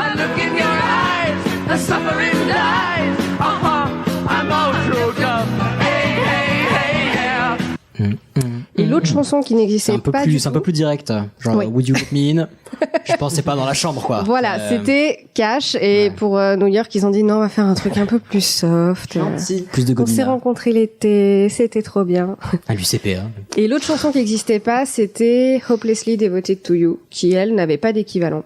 Elle n'existait pas. Ils se sont dit, ça manque un peu de déprime. La nana toute tristounette qui a perdu son amoureux, on va rajouter une chanson. Il en faut toujours une. Voilà. Un ingrédient qu'on remarque toujours dans les comédies musicales. Le sel. Il y a 2 chansons. Il y a 2 types de chansons que vous avez toujours. C'est les I Am Song pour présenter les personnages. Et les I Want Song ce qu'ils veulent. pour annoncer leur objectif. Rien à voir avec le groupe de rap. Non. Rien à voir du tout. À moins qu'ils aient fait une comédie musicale. Mon Dieu. Juste après l'ouverture, en général, vous avez tout de suite la chanson de ce que veut le personnage. Par exemple, dans Cabaret, c'est annoncé très clairement. Un peu d'amour et de tendresse, voilà mon seul désir. Et aussi, comme le disait Hicham, dans tous les dessins animés de notre enfance. Moi je voudrais parcourir le monde. Moi je voudrais voir le monde danser. La petite sirène. Ah putain, ça fait tellement longtemps que je l'ai pas vu. Ah, je vais complètement oublier. Et il y a des chansons qui peuvent être les deux à la fois. Parce que Ok. des fois, on s'en met pas, on fait une chanson, on met tout dedans. Donc, par exemple, chez Starmania, d'abord on nous dit ce qu'on veut. Tout ce qu'on veut, c'est être heureux avant d'être vieux. Pas le temps d'avoir 30 ans. Et en même temps, on se présente. Quand on arrive en ville, tout le monde change de trottoir. On n'a pas l'air viril, mais on fait peur à voir. Tu m'apprends que c'était une comédie musicale. Pour moi, c'était une chanson. Et la meilleure. C'est là-dedans qu'il y a SOS d'intérieur en détresse. Ouais. Le blues du businessman. Il faut que tu vois Starmania. Va se calmer. Oui. Ah non, oui, non, mais il moi faut je que ne tu te vois juge pas. Mais Alors, il doit exister quelque part sur Internet des pétitions pour le relancer. J'ai vu passer des trucs sur les réseaux sociaux. Pour moi, et- c'est que c'est un truc auquel je pense de temps en temps et je regarde genre putain, ils ont toujours pas refait Starmania. Mais ouais, ça m'étonne. je pense que ça manque terriblement. avec Kinvey, super. Non, on n'a pas dit que... On a dit Starmania, pas Starfula. Merci, Ok, Hicham. un point pour Hicham, très bien. Donc sur les comédies musicales, il y a beaucoup de choses à dire. On pourrait tenir à peu près 12 Tout le heures temps. au bas mot. Mais je vais vous faire juste un petit, pour ceux qui aiment les comédies musicales, un petit agenda des choses à pas louper. Si vous êtes sur Paris, il y a en ce moment au Théâtre Marigny Guys and Dolls jusqu'à fin juillet. À Mogador, il y a encore Chicago jusqu'à fin juin. Et après, pour la saison prochaine, à Mogador, ils vont faire Ghost. Je sais pas si ça vous parle. Stylé. Ah oui, No Ghosting dans Community. Donc ça, ce sera à partir de septembre à Mogador. C'est l'histoire d'une meuf qui fait de la poterie avec Casper Non. derrière. Avec Casper derrière. Pas exactement. Dans les grandes lignes, t'as pas complètement faux. Au Casino de Paris, à partir de septembre, il va y avoir Fame. Si vous voulez venir avec Camille, on va prendre nos billets. Je connais pas. Ce message s'adressait aux auditeurs, bien sûr. À la scène musicale, il y aura Mamma Mia. génial. Encore le grand retour. J'ai jamais À entendu Châtelet, parler. ils vont refaire Un Américain à Paris. Ah, trop cool. Au Palais des Sports de Paris, ils vont faire Siddhartha. Mais il n'y a pas que à Paris qu'il se passe des trucs. Et non. clair. Ah bah oui. En Bretagne, à Brest, Alors moi je parle pas des Bretagnes et de la ville. Je te laisse décider. il y avait, c'est dommage, ça s'est fini hier soir. Il y avait les parapluies de Cherbourg sur scène. Ah. Ce qui devait être très très chouette. Tout à fait. Et à Lyon, il y a le Théâtre de la Croix-Rousse qui avait programmé en début d'année Into the Woods. Je sais pas ce qu'ils vont faire la saison prochaine, ils ont pas encore annoncé, mais apparemment ils aiment bien les comédies musicales. Into the Woods, elle a été adaptée en film. Ouais. Pas très longtemps, non? Ouais, il y a pas très longtemps. Et il y en a une spéciale pour Camille. Ah. Camille, cet été, je sais pas ce que tu fais. Crier très fort, vas-y. Il y a une comédie musicale qui est en train de se monter à Lourdes. Oh, génial. Je te lis tel quel le pitch. La petite qui entendait Je suis toute oui. Bernadette de Lourdes, un spectacle musical exceptionnel, imaginé par des producteurs de Mais je comédie crois que je musicale l'ai à grand succès en France et dans le monde. Wow. Une équipe de création internationale, des musiques de Grégoire, Yes. des paroles de Lionel Florence et Patrick Guirao, à qui on doit les 10 commandements, le roi Soleil, toutes ces choses-là. Une mise en scène de Serge Denoncourt, qui a bossé entre autres avec le Cirque du Soleil. Et dis-moi que c'est une chorégraphie de Kamel Wally. J'ai pas la chorégraphie. Vends-moi du rêve. Ah non, j'ai Mia les Fry. décors, j'ai les costumes, mais j'ai À pas la l'ancienne. chorégraphie. Et rien que pour toi, un extrait. Qui entendait les prières des pauvres pécheurs sur la terre. C'est quoi de ce Sister Act, Voilà, putain. j'en ai un extrait plus long, mais là je me suis limitée pour les Ah, mais auditeurs. je t'en supplie, tu m'enverras les liens. Je t'enverrai les liens. supplie. Non, vous les enverrez aussi, c'était juste pour éviter d'avoir un extrait. Bon, bah, Voilà. toute l'équipe y sera. Donc voilà pour l'agenda. Et on pour sait qui va faire Bernadette Soubirous. Alors elle s'appelle Shine. Emma, je crois. C'est une petite jeune complètement inconnue jusqu'à Ok. présent. Pas comme Bernadette, qu'on ne la connaissait pas. tu vois. Voilà, c'est lequel. Donc ça, c'était pour l'agenda. Après, pour les vrais aficionados de comédie musicale qui décortiquent tout, la lumière, tout. Je vous conseille un podcast je vais essayer de le dire sans me planter, qui s'appelle... Bah non, on dit podcast déjà, donc... Les rois du monde et Stone, je cherche le soleil au milieu de la nuit, à la symphonie, j'avoue, je maudis tous les hommes, nous ne sommes que des sans-papiers, des hommes et des femmes, sans respect ni foi ni loi, je veux vivre et mourir, autant vivre à en crever, s'il faut mourir avant d'avoir aimé, c'est ce qu'il y a de plus beau aimer, c'est tellement simple, l'amour tellement possible aussi, sinon vous tapez juste les rois du monde, etc. Je l'avais vu, ouais, je me suis dit, ils sont vraiment pas très forts en référencement. Bah ouais, parce que sur Twitter, ils ont déjà dépassé les 280 caractères, là, du coup. Oui, tu tapes juste les rois du monde et Stone, etc., et tu les trouves. Etc. Et pour conclure ce sujet, je vais citer Michel, qui disait la vie, c'est plus marrant, c'est moins désespérant en chantant, et j'ajouterais, et en dansant. Bravo. Merci, c'était au top. Fort intéressant, fort plaisant. Ouais, tes extraits étaient trop cool, ça m'a trop envie de chanter. On n'a pas chanté assez de Starmania à mon goût. Alors, oui. Non, mais par contre, je peux revenir faire un sujet que sur Starmania. Ah, mais alors, moi, je veux bien qu'on fasse un épisode hors série où on chante Starmania. Justement, je trouve ça oui, parce que comme ça, on n'aura pas besoin de passer d'extraits, on pourra le faire nous-mêmes. Ouais, mais c'est plutôt des patrons et des patronnes qui chantaient Starmania, donc tu vois, je me sens pas de me... Bah, si tu veux, on fait ça que dans 2 ans, comme ça, tu peux prendre des cours de chant d'ici là. 2 ans, tu prends quel rôle? T'as fort espoir en moi. C'est gentil. Non, ça me donnait envie de réécouter Starmania. Bah, écoute, moi, je vais bien faire ça ce week-end. Très bien. C'est noté. Et du coup, on va passer à ton sujet. Bah ouais, allons-y donc, dans la joie. Et l'allégresse. Pour faire tous les dégâts qu'ils ont fait à la ferme, ils doivent être nombreux. Ils sont trop nombreux, comment va-t-on faire? Je te l'avais dit, pas de gosse. Non mais t'as rien voulu savoir. Bah regarde, pauvre con. Oui. Je savais que ça te plairait. We found the world. Alors, puisqu'on fait les extraits, là, c'était un extrait de Scarface pour les gosses pauvres cons. Donc, la surpopulation. Alors, vous en doutez, c'est un sujet qui est assez complexe. Donc, on va un peu faire la surpopulation pour les nuls. On va pas rentrer vraiment trop dans le détail parce que c'est chaque indice de surpopulation a un effet sur absolument tout dans le monde. On va pas pouvoir parler de tout. Ouais, un peu, parce que sinon, tu dis juste on est trop nombreux. On est très... Voilà. Bah, tu peux mettre le jingle.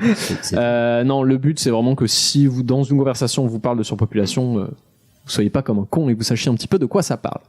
Alors, combien on est aujourd'hui sur Terre? 7 milliards. 7. Non, moins de 7. Pas mal. Non, 7 milliards 7. On a dépassé les 7. Plus, quasiment 8, ouais. Oui, plus. En fait, on peut jamais le dire puisque vous savez que ça monte. Il y a un compteur qui vous permet de voir. Arrêtez de Ken, serrez les cuisses, arrêtez, refaire votre respiration. Ceux qui doivent mourir se calment. Mon dernier check, on était à 7 milliards 706 millions 133 313. T'as fait l'appel ou? Oui, je suis, bien sûr. Michel. C'était long. Et pour que vous ayez donc une idée de répartition, au niveau des pays, en Chine, par exemple, à votre avis, à l'heure qu'il est? 1 milliard. 500. On est plus près de 1,5 milliard que de 1 milliard, ouais. 1 milliard 420 à peu près. Et en Inde, 1 milliard 360. Eux aussi, ils ont dépassé le milliard. Oh oui. Putain, je suis pas les mecs, on va en parler justement. Aux USA, à votre avis? Putain, alors les USA... 200 millions? Non, plus. 800? Non, moins. On est plus sur le 320 millions à peu près. Ok. J'étais pas loin. Par rapport à la superficie, on peut voir qu'il y a déjà un problème de répartition. Ouais. Et en France, on est combien à peu près, vous savez? 66 millions. Un peu moins. Plutôt 65 millions 500. Oui, il va me faire chier pour 500 000 personnes. Bah oui, on va faire chier pour 500 000 personnes parce que si je te les amène dans ton appart, tu vas voir. Donc, on va commencer par simple. Comment est-ce qu'on s'est retrouvé dans cette situation? Mes petits amis. Ma foi, une soirée un peu arrosée. Voilà, c'est exactement ça. Il faisait chaud au coin du feu. On va faire de la chronologie. Alors, on va démarrer en 1800. Ok, je crois qu'on a c'est l'année en fait 1800 à peu près où la population mondiale a atteint 1 milliard d'individus. Ah, putain, seulement. Ouais, pour remettre en perspective, ça veut dire que depuis l'aube de l'humanité jusqu'à il y a 200 ans, la croissance de population nous a amené à 1 milliard d'individus. Oh la vache. Ok. Mais ça veut dire, c'est surtout depuis 1800, on a... Oui, c'est ça. Exactement, parce que qu'est-ce qui s'est passé en 1800? On a Ken. Oui, ça oui. C'était l'année même. Aux alentours de 1800, qu'est-ce qui s'est passé? La révolution industrielle. La révolution industrielle, exactement. Et ça a amené à une baisse de la mortalité infantile. Ah oui, exactement. Parce qu'il y avait beaucoup de... Et beaucoup. Et à une croissance du niveau de vie et aussi à la création d'une classe moyenne, qui est la classe qui ken aussi beaucoup à cette époque-là. T'es vraiment sérieux? Du coup, à partir de là, en 100 ans, donc on est en 1800, en un peu plus de 100 ans, on double la population. On passe à 2 milliards. Donc c'est là qu'on se rend compte que la révolution industrielle a joué, c'est que en 100 ans, on double la population mondiale. On n'a pas juste appris à compter. Est-ce que je peux me permettre pardon. Non, c'est... Dis-moi. Juste une précision. J'avais un doute. Et donc, tu disais, c'est à partir de la fin du 19e siècle qu'on a commencé à vraiment... 1800. Ok. Parce qu'en fait, l'invention du préservatif, c'est 1839 par Goodyear. Donc, je trouve ça quand même bizarre qu'il y ait 7 fois plus de personnes après l'invention du préservatif. Peut-être que Goodyear a trouvé. Non, c'est en fait une chute brutale de la mortalité infantile et de la mortalité des vieux aussi, puisqu'on pouvait vivre plus longtemps, on avait un accès à la santé, à la nourriture beaucoup plus simple et enfin beaucoup plus facile. Et ça veut dire la même chose. Et du coup, la population, c'est pas qu'on a ken 2 fois plus. C'est juste qu'on mourait beaucoup moins, je pense. Non, mais détrompe-toi, juste petit aparté de l'aparté, le préservatif est beaucoup plus vieux que ça. Oui, mais là c'était Goodyear. Ouais, mais c'est le temps qu'ils fassent leur campagne de pub, ça a mis des plombs. Ouais, voilà, ça doit être ça. Bref, donc en 100 ans, on double la population, on passe à 2 milliards, et aux alentours de 1950, donc 150 ans plus tard... Attends, en 1950, on est 2 milliards? Oh, ben, en 1900 déjà, quasiment, 1900, on est 2 milliards. Et 1950, ça part en couille, ça grimpe. Donc entre 1950 et 2000, dans 2000, on se retrouve à 6 milliards. Super. Pour vous dire le pic qu'on s'est mangé dans la gueule. Et 20 ans plus tard, donc puisque 2000, on est en 2019 aujourd'hui, donc 20 ans plus tard, on est quasiment 8 milliards, parce que les gens se disent, tiens, on est 7 milliards. Non, on est beaucoup plus proche de 8 milliards que de 7 milliards à l'heure qu'il est. Sachant que la population humaine mondiale augmente d'environ 250 000 habitants par jour, à savoir 400 000 naissances moins 150 000 décès. Putain, mais les gens baissent beaucoup trop en fait. Et les gens meurent pas assez vite. Alors pourtant, je fais des efforts, hein, putain.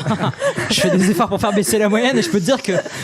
Alors, on reviendra là-dessus et en fait, non, c'est pour être le seul à faire des efforts, j'arrête. Hein. Ça n'a pas un impact si direct. C'est surtout que les gens ne meurent pas assez. En fait, c'est pas tellement qu'on fait plus de gosses parce qu'on en fait d'ailleurs beaucoup moins depuis qu'il y a plus de mortalité infantile. On est beaucoup trop balèze en médecine. Mais voilà, exactement. Mais le numerus clausus pourrait nous sauver. Oui, non mais. C'est peut-être un peu chaud là. Peut-être pas. Donc, en gros, on retient qu'on est putain de nombreux. Mais c'est pas fini, puisque les projections de l'ONU nous disent que on devrait atteindre 9,7 milliards de personnes d'ici 2050. Quoi ? Voilà. Et plus de 11 milliards d'ici 2100. On sera déjà mort. Oui, probablement. Sauf si on fait encore plus de progrès. Bah ouais, voilà. On va faire tellement de progrès que tu seras encore là pour le voir. En EHPAD. Mais qu'on n'aura plus d'énergie pour alimenter tes prothèses, donc tu vas crever quand même. Bref, la bonne nouvelle, c'est que d'ici là, la courbe de croissance va se stabiliser. Donc elle ralentit, elle est déjà en train de ralentir en fait, plus ou moins à l'heure qu'il est. D'ici 2100, on sera quasiment arrivé à pas un stop, mais bon. Voilà, ça se sera calmé un petit peu. Au final, ce qu'on disait tout à l'heure dans le sujet avec Camille, c'est qu'entre le début du 20e et aujourd'hui, il y a eu population x5. Donc heureusement qu'en 100 ans, on gagne pas x5. Alors ça va se calmer, sachant qu'il y a quand même une bonne nouvelle. C'est que depuis environ l'année 2000, le nombre d'enfants s'est à peu près stabilisé à 2 milliards dans la proportion de population mondiale. Okay. Donc qui serait actuellement de environ 8 milliards. On a 2 milliards de gosses, ça ne bouge pas. C'est-à-dire que les gens ne nique pas plus qu'avant, on fait pas plein d'enfants dans tous les survivent quoi. Voilà, avant ce nombre d'enfants, il s'était tapé un gros pic, là il s'est stabilisé. D'accord. Ce qui signifie que mathématiquement on est sur la bonne voie et que surtout en fait, il y a pas tant de problèmes de gens qui font des gosses dans tous les sens. Après aussi depuis 1950, il y a pas vraiment eu de guerre majeure. Évidemment. Non mais il y a eu des génocides entre temps, etc. Mais il n'y a pas eu de guerre mondiale. Voilà, c'est ce que je voulais dire. Oui, c'est vrai. Mais du coup, c'est la faute à qui si on est trop nombreux? Ceux qui ont dit faites l'amour, pas la guerre. Voilà, les salauds. Moi, je dirais aux médecins. Non, on va prendre le problème autrement. Donnez-moi le nombre moyen d'enfants par famille en Inde. Beaucoup. Estimé. Donnez-moi un chiffre. Nombre moyen d'enfants par famille en Inde. 4. 2,5. 6, 4, 2,5. Ne se prononce pas. Très bien. Donc c'est 2. Bon, comment je vous ai mis là. Donc déjà, quand on parle de surpopulation, il y a un gros problème d'éducation. Les gens pensent qu'en Afrique, en Inde, au Bangladesh, on fait 7 enfants par famille. C'est complètement faux. Alors qu'à Versailles, on en fait 12. Aujourd'hui, il y a beaucoup de pays qui se sont stabilisés. Pareil, je le prononcerai ni dans un sens ni dans l'autre. Mais vas-y, je t'écoute. Très bien. Donc non, ça s'est stabilisé dans beaucoup de pays qu'on considère comme pourtant des gros producteurs d'enfants, on va dire, pour faute de meilleure formulation. Tout va bien. Sachant qu'en 1950, la moyenne mondiale, on parle bien de moyenne mondiale, donc ça concerne le pays le plus pauvre comme le pays le plus riche, moyenne mondiale était de 5 enfants par femme. Oh la vache. En 1950. Aujourd'hui, on est à 2. D'accord. Donc, on peut parler de politique de l'enfant unique en Chine, de régulation des populations d'Afrique, si tu veux. Non, on a déjà fait ce progrès-là. On est passé de 5 à 2 en 50, 60 ans. Donc, calmez-vous. Ouais, heureusement, la nourriture est un truc. Aujourd'hui, c'est plutôt 2,5. On n'est pas exactement à 2. On est plutôt à 2,5. Si on prend l'exemple du continent africain, par exemple, les chiffres sont hyper variés en fonction de la croissance économique du pays. Et si on prend aussi des régions rurales ou urbaines.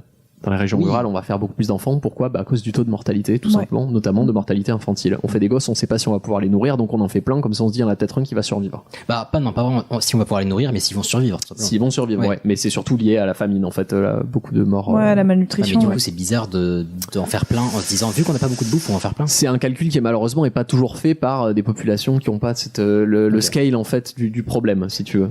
Un anglicisme dégueulasse, ouais, je suis désolé. Donc, plus les pays sont développés, moins le nombre d'enfants par famille est élevé. Pourquoi ? Parce qu'un pays développé, il a un meilleur accès à l'éducation, à la santé, aux ressources et, t'en parlais tout à l'heure, à la contraception. Le premier obstacle au planning familial, donc vous voyez ce que c'est qu'un planning familial ? Oui. Très bien. C'est comme une pharmacie, mais pour alors on utilise ce terme pour les conseils, mais en fait le planning familial de manière générale, c'est choisir quand on veut avoir des enfants et combien on en veut. Absolument. C'est pour ça qu'on appelle ça un planning familial. Il y a des gens pour qui c'est un peu obscur. Donc le premier obstacle au planning familial, on en parlait à l'instant, c'est la mortalité infantile.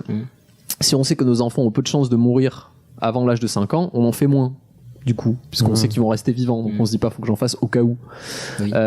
Donc si on sait de base qu'on est dans un pays où on sait de base qu'on pourra les nourrir à leur faim et qu'ils pourront être traités s'ils tombent malades, on a fait un énorme pas en avant que beaucoup de pays n'ont pas le luxe d'avoir franchi pour l'instant. Mais il y en a de plus en plus qui l'ont franchi. C'est pour ça que je vous parlais de l'Inde. Les gens se disent, ouais, en Inde, les gens, ils font 6 gosses, machin. Non, pas du tout. Ouais, ils ont franchi, on utilise beaucoup comme exemple le Bangladesh parce qu'ils ont eu une croissance, ou même l'Iran, il me semble, dans une certaine mesure, qui ont atteint ce nombre de 2 enfants par famille en un temps record, à savoir moins de 40 ans, alors que nous, ça nous a pris beaucoup plus de temps.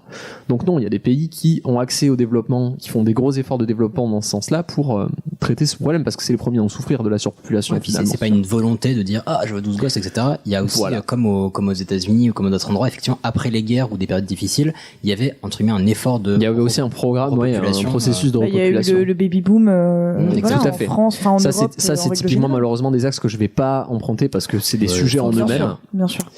Et donc il en va de même, on parlait donc de la mortalité infantile, et en va de même pour la contraception et l'éducation, qui sont, on y reviendra peut-être, des axes reliés directement à l'émancipation des femmes, la contraception et l'éducation.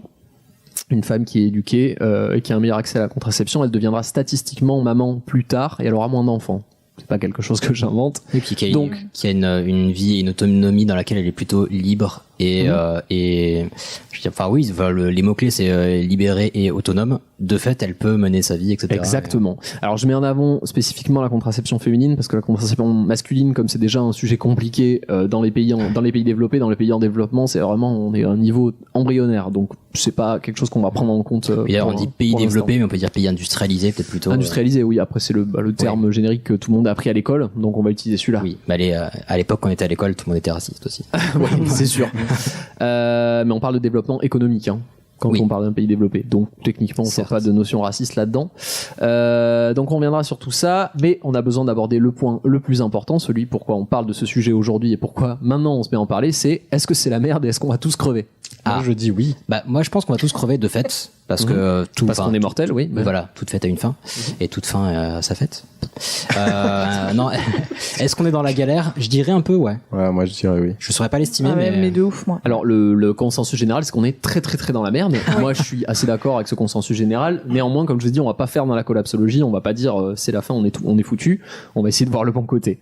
Mais le bon côté de la fin. Le bon côté de la fin, voilà. Qu'il y aura moins de personnes sur Terre. Ce qu'il faut retenir en gros, c'est que le problème, c'est pas combien on est, c'est combien on consomme. Oui. La Terre a largement de quoi accueillir 11 milliards d'êtres humains. Il y a aucun problème avec ça. Mais c'est pas l'espace le problème. Mais pas dans la façon dont on le fait. C'est les ressources, exactement. On a 3 problèmes majeurs. L'eau. À l'heure actuelle, il y a 80 pays environ qui manquent d'eau et une personne sur 5 n'a pas accès à l'eau potable, alors que nous on chie dedans. Ça c'est la faute. Non, mais c'est la faute de Canada, ils ont 18% des ressources. On se lave avec. C'est ça. C'est les Canadiens. C'est vrai, t'as raison. Voilà. De l'eau potable pour des choses qui n'en nécessitent pas. Exactement, ce qui est très problématique. Ensuite il y a la bouffe. Alors encore une fois, les pays les plus développés, ils produisent assez pour nourrir l'ensemble des habitants de la planète, même si on était 11 milliards, mais les denrées alimentaires sont pas distribuées également et elles sont gaspillées. Donc le truc c'est que plus on est nombreux, plus ces inégalités-là, elles vont se creuser et donc donner lieu à des famines. Donc le problème, encore une fois, c'est pas la place comme la surpopulation, c'est pas la quantité de production, c'est la distribution. Comment on fait pour nourrir tout ce monde-là correctement, et la pollution, puisque même si on arrive à produire la nourriture à tel endroit pour la déplacer à une autre, etc., ça, voilà. La surpopulation, c'est pas un facteur direct pour la pollution, mais un être humain qui est né aux USA consommera et donc polluera plus. Par plus, on entend beaucoup plus, à savoir jusqu'à 100 fois plus qu'un être humain né au Malawi ou au Bangladesh. Ah ben ça c'est clair. Donc que la société le permet. Oui, c'est ça. Exactement. C'est pas de fait cette personne polluera plus, même s'il y a des choses qui sont inhérentes à la société. Mais effectivement, quand tu te balades en Hummer pour aller faire du jet ski et que après tu bouffes du bœuf de Kobe, etc. Voilà. Bon bah ta journée, le bilan carbone, c'est l'équivalent d'un gamin. Après, on compte aussi les bilans industriels. Faut arrêter de mettre ça sur les consommateurs. C'est oui, non, mais quand je décris ces choses-là, c'est que tout le processus qui est derrière ces activités est extrêmement. Tout à fait. Et donc le souci c'est que les pays moins développés vont continuer de croître en population et de se développer. On l'a vu, c'est les pays les moins développés qui font le plus d'enfants, et donc ils vont continuer à se développer et donc ils vont polluer davantage. Donc le problème c'est que si les pays les plus développés aujourd'hui ne changent pas leur mode de consommation, il va y avoir de plus en plus de pollution. Donc on peut faire ce qu'on veut avec nos objectifs moins 2%, mes couilles, ce que tu veux. Ça n'aura absolument aucun effet si on change pas radicalement, puisqu'il y a d'autres pays derrière qui s'industrialisent et qui se développent et qui du coup vont faire remonter la balance de l'autre côté. Et va t'amuser à un pays qui est en train de galérer, essayer de se développer, à lui dire on va te mettre des sanctions parce que tu utilises trop de carbone. Oui. Non, ça n'arrivera pas. Du coup, c'est mignon de vouloir mettre des sanctions alors que ton propre pays pollue depuis des centaines d'années. Du coup, il faut vraiment que les pays les plus développés changent de mode de consommation et de production pour atteindre un équilibre gérable. C'est pas que d'un côté. Comme tu disais, vraisemblablement, c'est possible. Il y a assez de ressources, faut juste se raisonner. C'est ça, mais ça nécessite un changement assez monstrueux. Ouais. Du coup, on fait quoi ? Je pose la question. On vote Juan pour les élections. Mauvaise idée. On fait quoi On fait attention. Et sachez que j'adore l'humour. Oui, on a des super mugs, vous verrez. Pardon. Les gens doivent se dire quel est le rapport entre l'humour et les mugs. Mais okay. Donc on fait quoi sinon pour sauver le monde ? Déjà, on accepte et on admet qu'on a fait des erreurs jusque-là. C'est pas dramatique. Ouais, ça n'aura aucun effet. Si, parce que du coup, une fois que t'admets que ton mode de consommation est mauvais, tu le changes en fait. Mais tu admets qui l'admet ? Tout le monde, la population, la société. Et voilà. Sinon, en plus concret, on consomme moins d'électricité. Très bien. Moins de viande. On devient tous végétariens, absolument. Pas forcément, mais juste manger de la viande qu'une fois par semaine, genre diviser par 5 sa consommation de viande, ça ne nous ferait pas mourir. Voilà. Et de toute façon, moi je suis déjà petit, donc mes gènes sont pas. mais voilà, ça ne ferait pas crever. On achète d'acheter des produits suremballés. Encore une fois, on se met à notre échelle nous de consommateurs. Parce que quoi qu'on dise, on va dire non mais. Parce que là, quoi qu'on dise, on va nous dire ouais, mais de toute façon, le problème, c'est les grosses usines qui, oui, on sait. Mais là, on parle d'un effort. Quand on parle de changer une société de pays développés, on parle d'un effort général. C'est-à-dire que, qu'on le veuille ou non, il faudrait que tout le monde s'y mette. On va poser des bombes dans les grosses usines. Tout le monde le fait. Après, il n'y a plus à bouffer. Enfin, c'est compliqué. Maintenant que tu l'as dit, c'est grillé. Oui, déjà. Et c'est Ilias, hein. Donc, on va faire un petit tour d'horizon. Si vous avez été attentif, vous avez donc déjà les réponses. La solution, c'est pas comme le suggèrent, on en parlait tout à l'heure, certains hommes politiques français, d'aller réguler le nombre de naissances en Afrique. Non, la solution, c'est deux mots magiques, le bon sens et la solidarité. Ça sonne un peu fleur bleue. Mais pour sortir d'une crise démographique comme la nôtre et d'atténuer ses effets négatifs, les pays développés doivent changer leur mode de consommation et tirer vers le haut les pays en développement, en facilitant pour eux l'accès à l'éducation et aux moyens de contraception. Puisque nous, si on baisse notre bilan carbone, entre guillemets, c'est pour la pollution, mais de l'autre côté, il y a toujours ce problème de surpopulation qu'il faut régler en faisant polluer plus malheureusement ces pays-là, mais en arrivant à stabiliser tout ça.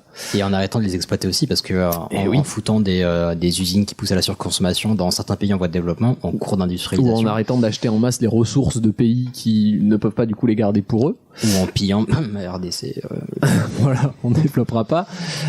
Donc faciliter l'accès à l'éducation et aux moyens de contraception. Et je précise que, comme je disais, ces changements passent en grande partie par l'égalité homme-femme. C'est pardon, je trouve pas mes mots, une porte par laquelle il faut passer, quoi. Parce que sinon, ça ne fonctionnera pas. Et donc, bon, on a fait la version simple. Je vais vous laisser avec une petite citation de Gandhi. Ça passe toujours, Gandhi. C'est que le monde a suffisamment pour les besoins de chacun, mais pas assez pour la cupidité de tous. Oh, c'est bon. Et voilà. Magnifique. Bah merci beaucoup, c'était passionnant. Super intéressant, ouais. C'était super cool. C'était vraiment simplifié, hein, donc je vous invite vraiment à vous renseigner. Il y a beaucoup de ressources pour s'enseigner là-dessus. Il y en a notamment une qui est très intéressante. C'est une vidéo qui s'appelle Don't Panic. C'est une conférence de 1 heure d'un statisticien suédois dont je ne me rappelle plus le nom, mais vous trouverez assez facilement en tapant Don't Panic sur population. Très bonne conférence d'1 heure avec des graphiques interactifs et qui explique très bien l'état actuel du monde par un monsieur qui lui pour le coup a un point de vue plutôt candide et positif. Enfin candide c'est pas le mot, mais plutôt positif sur voilà. C'est pour ça que ça s'appelle Don't Panic. Techniquement on peut s'en sortir, mais il faut agir quoi. Voilà, il prend pas toutes les problématiques en compte, donc faut pas la prendre comme parole d'évangile non plus, mais c'est très intéressant.